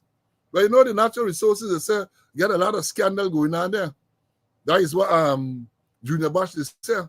So maybe they put in there for advice and what should happen there, right? But home affairs, Robeson Ben as advisor, a man who get booted, unceremoniously booted. And you telling me that he can advise? Advise on what? Advise on what? Right? Let me go on to say, we got to caution the minister. Caution the minister. We said the minister Greenarn. She come from, well, let me say this. As I said, I don't know the minister. I don't think I've ever met the minister. Right? But I just do my research and I learned, the first time I heard about the minister was in 2020 when the government changed. The minister came to office and the thing under very controversial circumstances. Minister Waldron came under very controversial circumstances. And what are the circumstances? Is that I think they are following the Charandas matter. You know, Charandas, the traitor. People will call him that. People will call him traitor. People will say he's a traitor in that he was in the coalition and he voted against the coalition to bring down the government. He brought down the coalition government, right? Now, as part of all the legal battles and so on, then they remember that the Constitution says that you can't be a dual citizen. In other words, you can't be a citizen of US or any other country and be in parliament in Guyana and by extension be a minister, because the ministers of the government in Guyana are members of parliament. And we have said before, that tells you that there's no true separation of powers in Guyana. Because when we talk about separation of powers, we talk about the executive, we talk about the legislative, and we talk about the judiciary. Those are the three branches of government. I learned that when I went to university.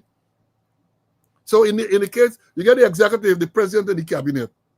You get the legislative, supposed to be parliament. And then you get the judiciary. They are supposed to be separate and distinct, but not so in Guyana. Because all the cabinet members, almost all the cabinet members, are members of the legislative body. They are members of parliament, right? So the Constitution says that you can't be dual citizen. It came up during the Charandas thing. So a lot of the people had to resign, or had to resign from parliament, or give up, renounce their foreign citizenship. Onij Waldron was a U.S. citizen, and she was sworn in as a minister and as a member of parliament, which the Constitution does not allow. And they had some story where she said she renounced when it discovered that she had not renounced her citizenship at the time when she was sworn in, right? And I got a thing let's say they call for her to resign. The article says Waldron must go. Waldron must go, right? And this is November 6, 2020. Because let me read quickly. A Partnership for National Unity Alliance for Change, AFC plus AFC, is demanding that the Minister of Tourism, Industry and Commerce, Onij Waldron, resigns with immediate effect now that it has been confirmed that she was still a U.S. citizen at the time she took the oath to serve as a member of parliament in Guyana. Quote, there is only one course of action now for Waldron, and that is for her to vacate the ministry and vacate the National Assembly. Nothing less will be acceptable, end of quote. The AFC plus AFC, the APNU plus AFC said in a statement. According to the U.S. Department of State Bureau of Consular Affairs Certificate of Loss of Nationality of United States, Waldron took the oath of renunciation on September the 4th, 2020. While the certificate of loss of nationality was approved on the 8th of September, she was sworn in on the 4th of September. So at the time when she was sworn in, at the time when she was sworn in, she was still a U.S. citizen. The coalition said that Waldron's action is in violation of Article 155 of the Constitution, which prohibits persons who hold dual citizenship from serving as parliamentarians. Quote again, it has now become clear and indisputable that at the time she was sworn in as minister on August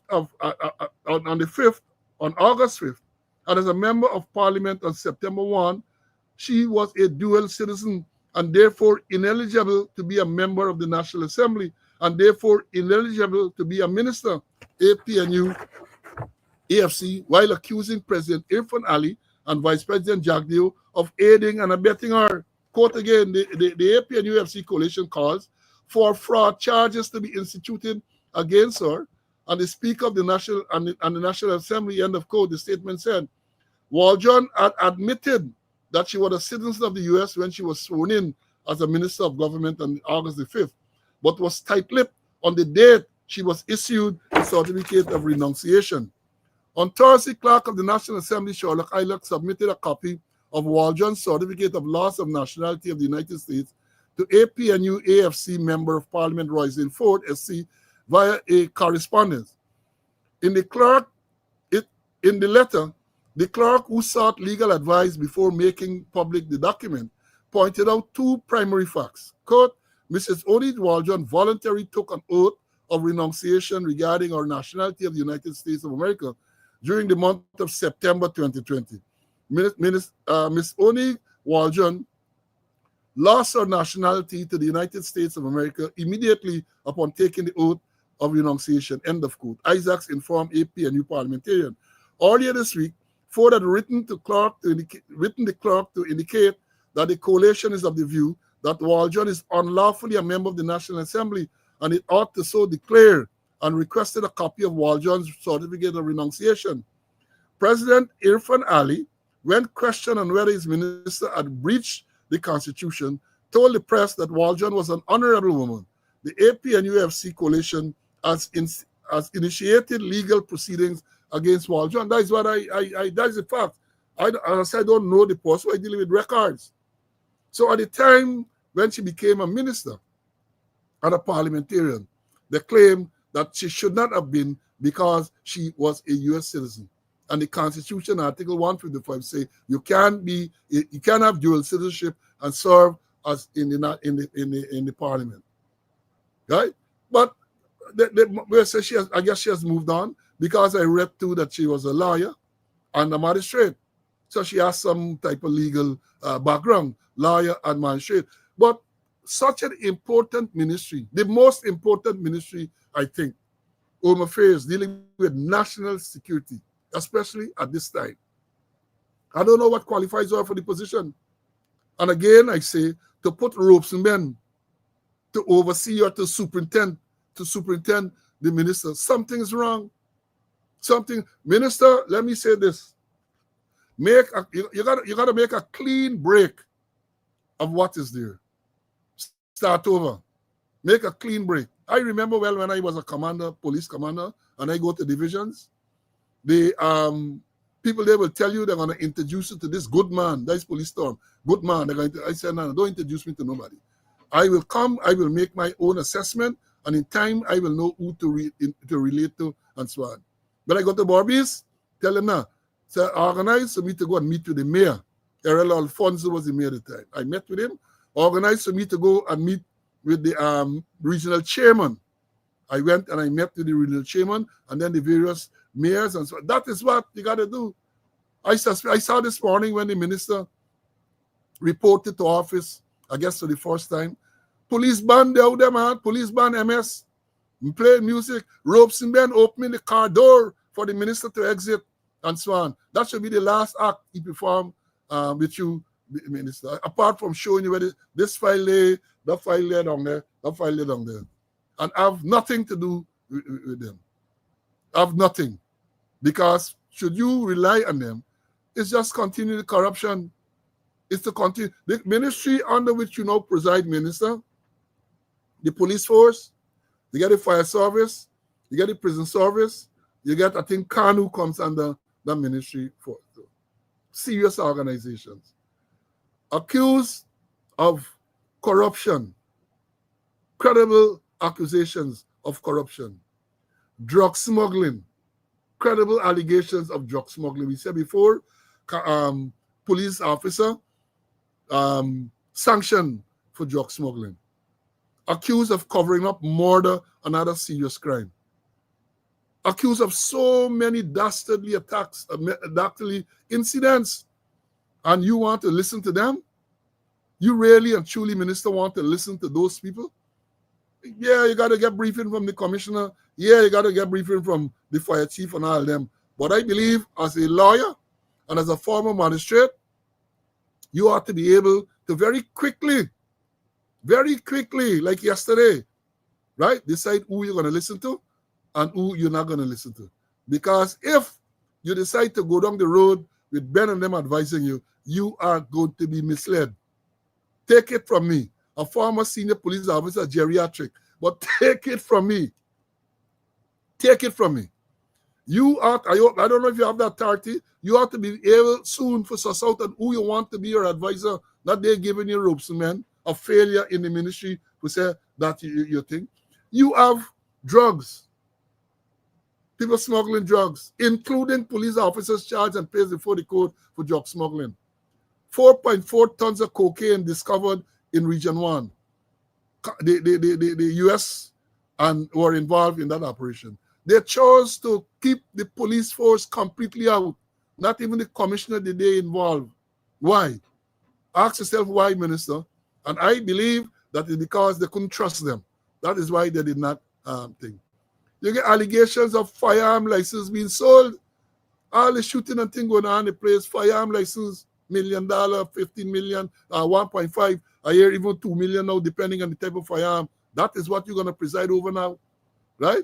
Driver's license being sold with all the madness on the road that we talk about earlier, all that come under your ministry, all that that Roseman failed to deal with.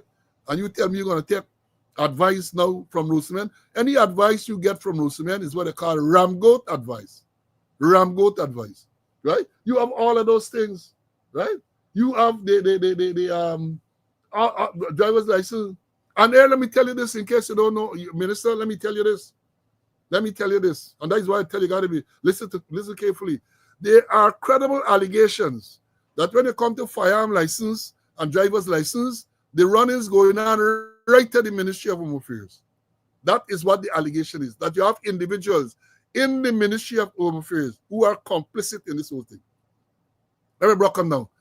People that who take in money to facilitate illegal issuing of driver's license and gun license right in the Ministry of Home Affairs. That is what the allegation is. And you want to tell me you can listen to them. Ben couldn't deal with it. So why do you believe Ben would advise you how to deal with it? Ben couldn't deal with it because he was incompetent. Again, I say I don't know Ben to be corrupt, but he was incompetent, right? And he couldn't deal with it, and they're putting you there to advise you. Let me bring you Mr. Conway, man. See, let me bring you in for talk about this thing. Go ahead, my brother.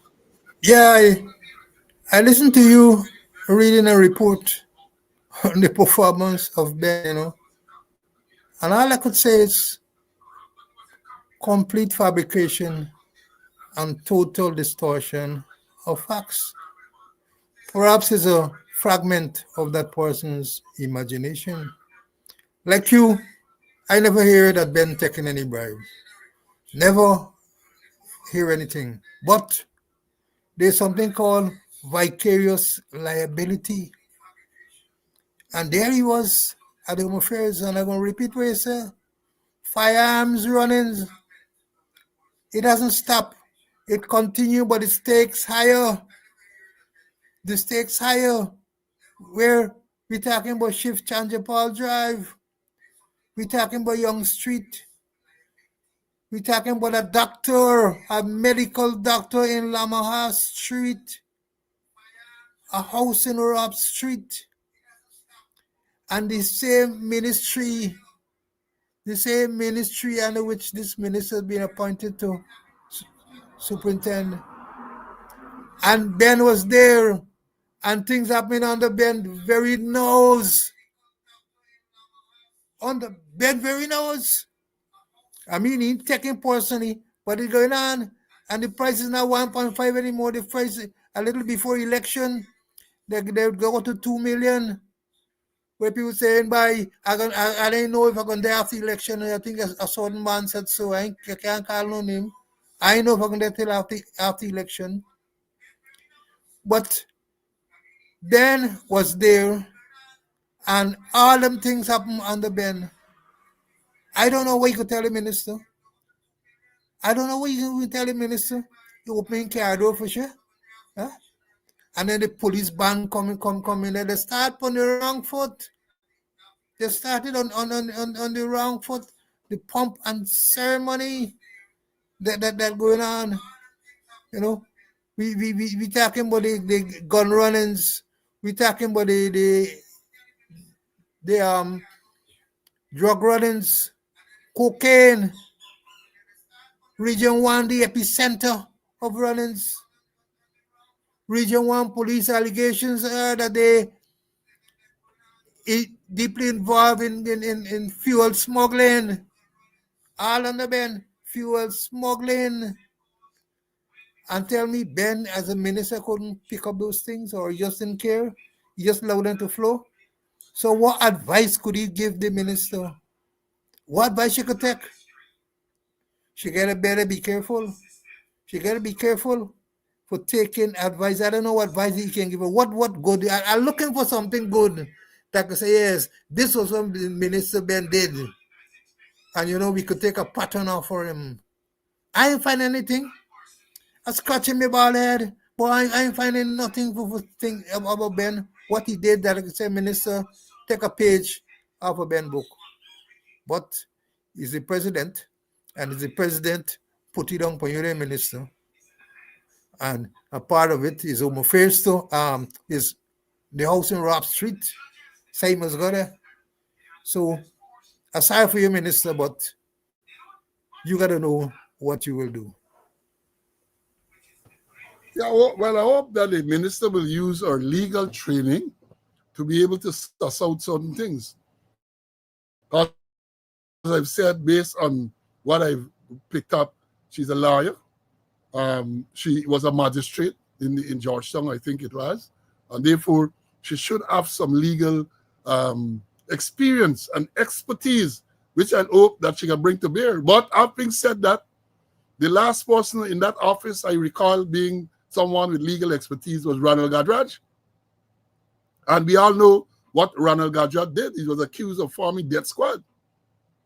Death Squad, that is visa revoked, big commission of inquiry, and all of that. Ronald Gadraj, he was a lawyer, right? So I don't know.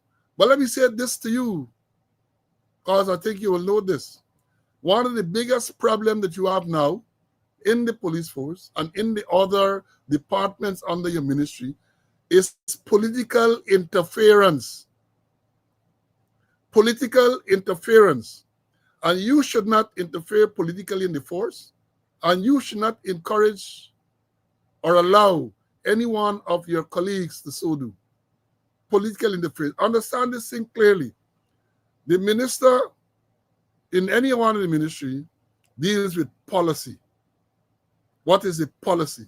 The operational issue got to deal with, let me confine it to police. When we talk about operational, it is the commissioner of police and his, what they call it now, executive leadership team that will come up with operations. So if you, as a minister and the government say, well, look, we want road accidents to fatalities to reduce, that is you come up with some policy position there. And how that is operationalized, whether it's via whatever mechanism, that is for the police to decide.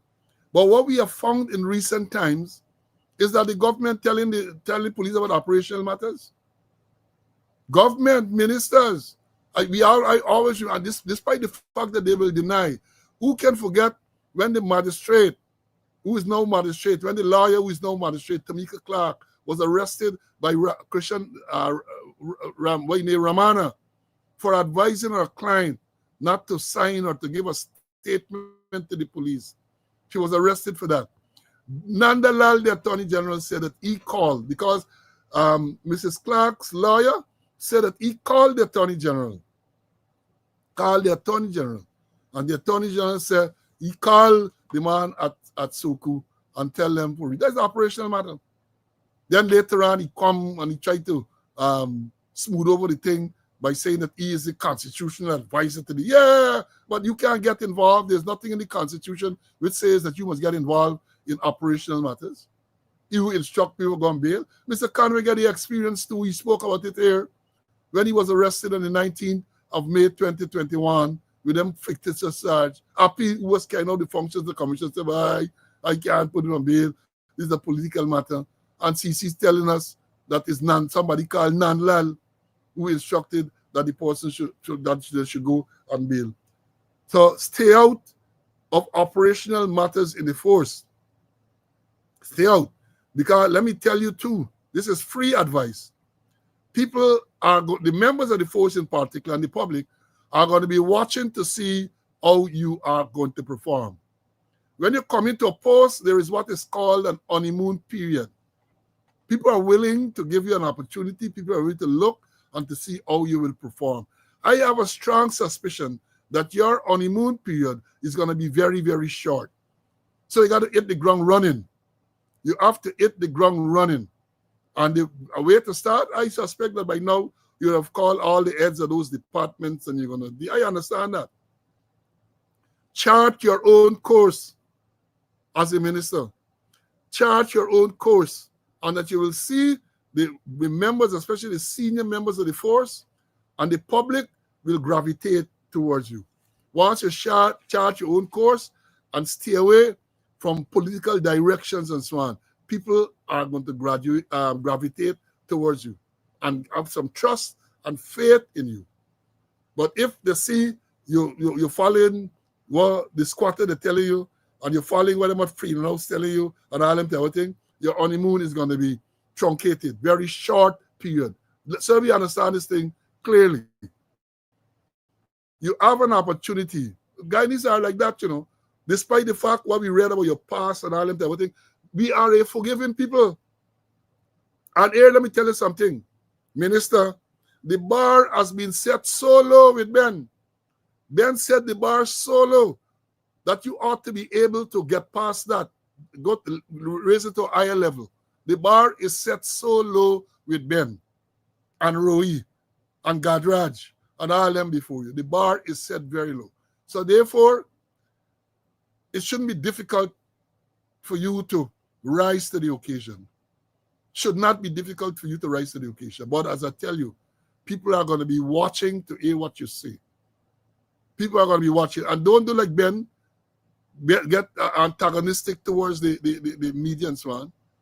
Don't do like them. That is going to be your downfall. Because you see, we ain't got time to go into it today. You see, Reporters Without Border and all them commenting on press freedom in Guyana. You want to attempt to break that mold. And I don't know, one of the things I would recommend to Minister, for what it's worth, you must insist that people like Ikin in particular and them be more forthcoming with the media and the Guyanese public. More forthcoming with the guy. You yourself should be more forthcoming, and them, you have a commissioner of police, Minister, in case you don't know, who in all the years he been there, he attempted to give a press conference once, and that was to, as they claim, quote unquote, debunk Bascom's allegation in the paper shards murder once, and that exploded spectacularly, and the Maga media shy, and every time, almost every time thereafter, they catch some sideline of some event. Very evasive, they're very evasive, and they lie. They are very evasive and they lie. That is what you have. That is what you have inherited. And as I've said, it is up to you to make sure that you chart your own course. The government, the president and them seems to want to give you a basket for fetch water when they put ropes and men to be a senior advisor. That's giving you a basket to fetch water. That is my view. Let me bring in Mr. Conway for him to think and to close. CC, your comments, my brother. I'm happy that you have some advice. I'm sure you have some advice to give to the minister too. I'm happy that you give the minister some advice, particularly in terms of political interference in the Guyana police force. Yes, and I'm going to repeat it for emphasis. She must stick with policy and leave the operational work for the police, for the commissioner to answer. The police is already politicized. They are already Indianized. And the minister, you need to ensure that you deal with competence. Don't promote incompetence. It's going to backfire you spectacularly. Dr. Peter died years ago. But when you look at it, incompetence is alive in the police force. And they're promoting incompetence at all levels. It's done at the top. And the president wake up after nightmare and gone promote a lot of incompetence from Lance Corporal to Corporal to Sergeant to Inspector when he had no authority to do so. Stick within the Constitution, Minister. Stick within the Constitution. Stay in your boundary. As CLR James said, don't play beyond the boundary. Stay in the boundary. Don't go beyond the boundary. Stick to the Constitution.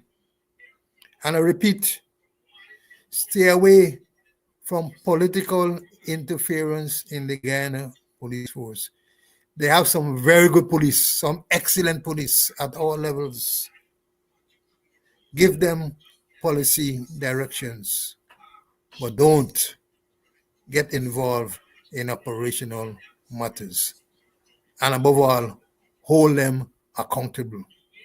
You can't get a commissioner of police taking $8.5 million for a birthday party, for a wedding, and nothing is done with him. The second vice president said that it was irrepressible.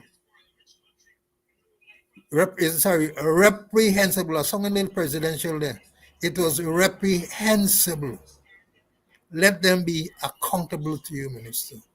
Let them be accountable to you. And I hope that you do well. And I hope that you do extremely well. If not, your stint in the Home Affairs will be swiftly aborted. Yeah, good advice from two old men, two geriatric ministers. But we've been there long enough to know what's going on. And we're on the outside now, and we have a panoramic view of what is happening. So we get advice. Your predecessors and all of them, either directly or indirectly, a listener, and there is a call for people to report on what we say on this program, because we have a lot of advice to give. We have a lot of good things to say. All the things that we're saying are good things. And it's up to you to determine, because some of them, let me understand this clearly. And in case you don't know, this is what we call an unorthodox method of passing information and teaching. But we have had to resort to this because they declare us persona non grata in the police force. Before this corrupt administration there, we used to lecture to officers and other ranks, pass on our knowledge and experience. But then 2020 came around and they decide they want to get you the in case you know. You must check, as I said, lie and former magistrate. That is, they wanted control of the Police Office Commission, of which both of us were members. And when they get they come with manufactured charges to get us off of the commission and so on, and declare us persona non grata, right? So we're still passing on stuff. Many of the ranks will listen to us. Many of the government people would listen to us or listen to what we say and implement, even though they don't admit it. When we see certain measures being taken after this program, we know that is because of what we have said. We know that. We have had that influence and that impact on some of them. So be careful, Minister. Again, I want to say we wish you well. We wish you well. Because if you perform well, I mean, we talk about national security, you know. We're talking here, your portfolio is national security. The most important, as far as I'm concerned, the most important portfolio in the government, national security. Especially when you get Venezuela, Maduro rattling his saber, Maduro threatening that if America does him anything, he's going to attack, launch missiles on Georgia. So this is very, very worrying, very concerning. I hope it is concerning to you too, because your government's response to all of these things over a period of time has been extremely poor. Has been extremely, extremely poor. So you have that. Now, folks, we are almost at an end. This time does really fly. They said normally time does fly when you're enjoying yourself, when you're having fun. But I get time does fly when you're passing out good information, right? Time does fly too when you're analyzing, because we have more appointments to analyze. As I tell y'all, Ben gone, Anand Prasad gone. He should have never been there, my view. Polari Joe gone. I think he get advisor work too. This is sheer craziness. You are booting these people because they have not performed. and then you're talking about making them advisor. What are they gonna advise on? And I want to talk to about the man who replaced Pulori Joe, Kioma Griffith. Right? He too is somebody to be scrutinized, to come under severe scrutiny. And you got one of them more accused of all sort of serious impropriety. And they're making them minister and they're making them member of parliament. We got to talk about 00 James Bond, license to lick, battery. We got to talk about all them things. We have enough more to talk about. But before we leave today, now that the ministers have been named, the cabinet has been named, all three parties have made their members of parliament. PPP, they're 36. We Invest in National, they're 16. The coalition, they're 12. And the other party, Forward Ghana Movement, they're 1. Now that the parliamentarians have been named, we got to look now to see when parliament will be convened. When parliament will be convened.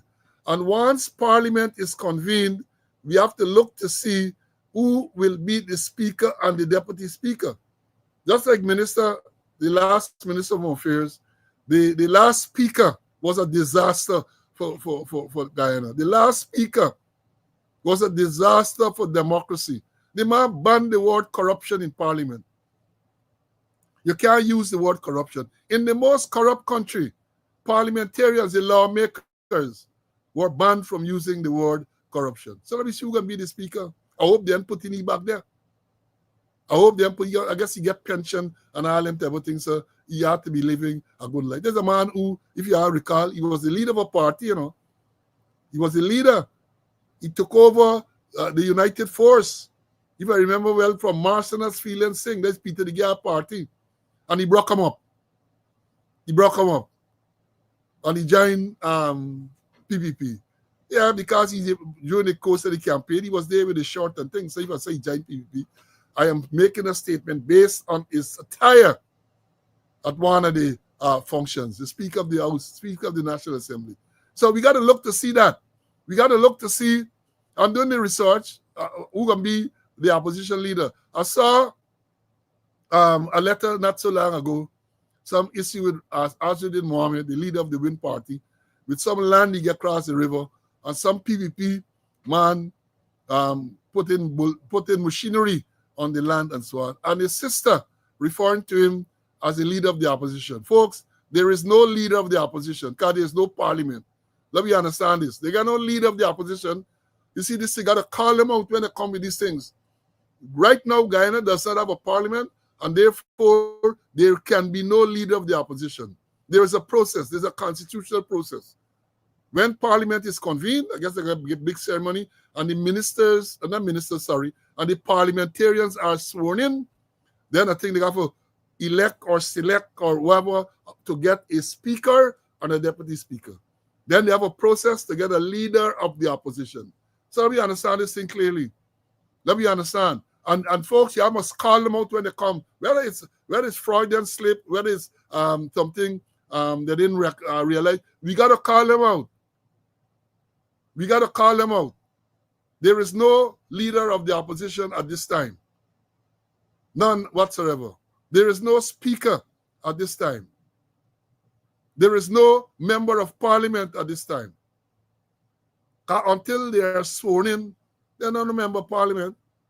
They are nominated to be member of parliament. They are named as member of parliament, but they are not members of parliament until they take that oath. So we understand it. Let us understand it. And we will never ever forget, looking at the time, as I close here now, I know this is something that we must not forget, you know. I don't care what happened. When we talk about corruption, we must always remember sit there this. and fabricate that. Unless you say who the person is, I can't comment on anonymous people. Okay, well, let's talk about specific individuals. What is your relationship with Mr. Su Jurong? Su? Oh, Su? My relationship? Nothing. He's a tenant in my place, yeah. And he's a good friend of yours? Yes, yes, he is a friend of ours. He claims. Yeah, we mustn't forget that, you know. So when they form this anti-corruption unit, I hope that is one of the first things they will investigate. corruption allegation against Jagdeo, corruption allegation against President Ali, those things are there. And no matter how they try to sweep it under the carpet, the allegations are there. They are allegations, and they are presumed innocent until proven guilty. But the allegations should be investigated by a credible body, They are there. I think I'll continue to remind. I don't care how how boring some of you might feel it is. I am going to, or how repetitive it is, I am going to continue to remind the Guyanese public and the wider community of the allegations of corruption leveled against those persons. Folks, we have had a long morning. And again, the attendance was great. The attendance was great. And when we see this type of attendance, we are encouraged to make sure that we continue. Not that we need encouragement, but we come and we bring you the credible, valuable information. We are scheduled, God's Pray Life, to be here on Wednesday. And we're going to continue. We have a lot of things. We examine the appointment of the Minister of Home Affairs and what goes on, or what is alleged to be going on in that ministry and the departments under that ministry. We have others to deal with in the other programs. We have others. Again, I want to thank you for your attendance. Again, I say to you to be safe. Another bloody weekend we just passed. Like it's every Monday, we got to reflect on a bloody weekend. People dying on the road. Women get killed again. The women in this country are endangered, are becoming an endangered species.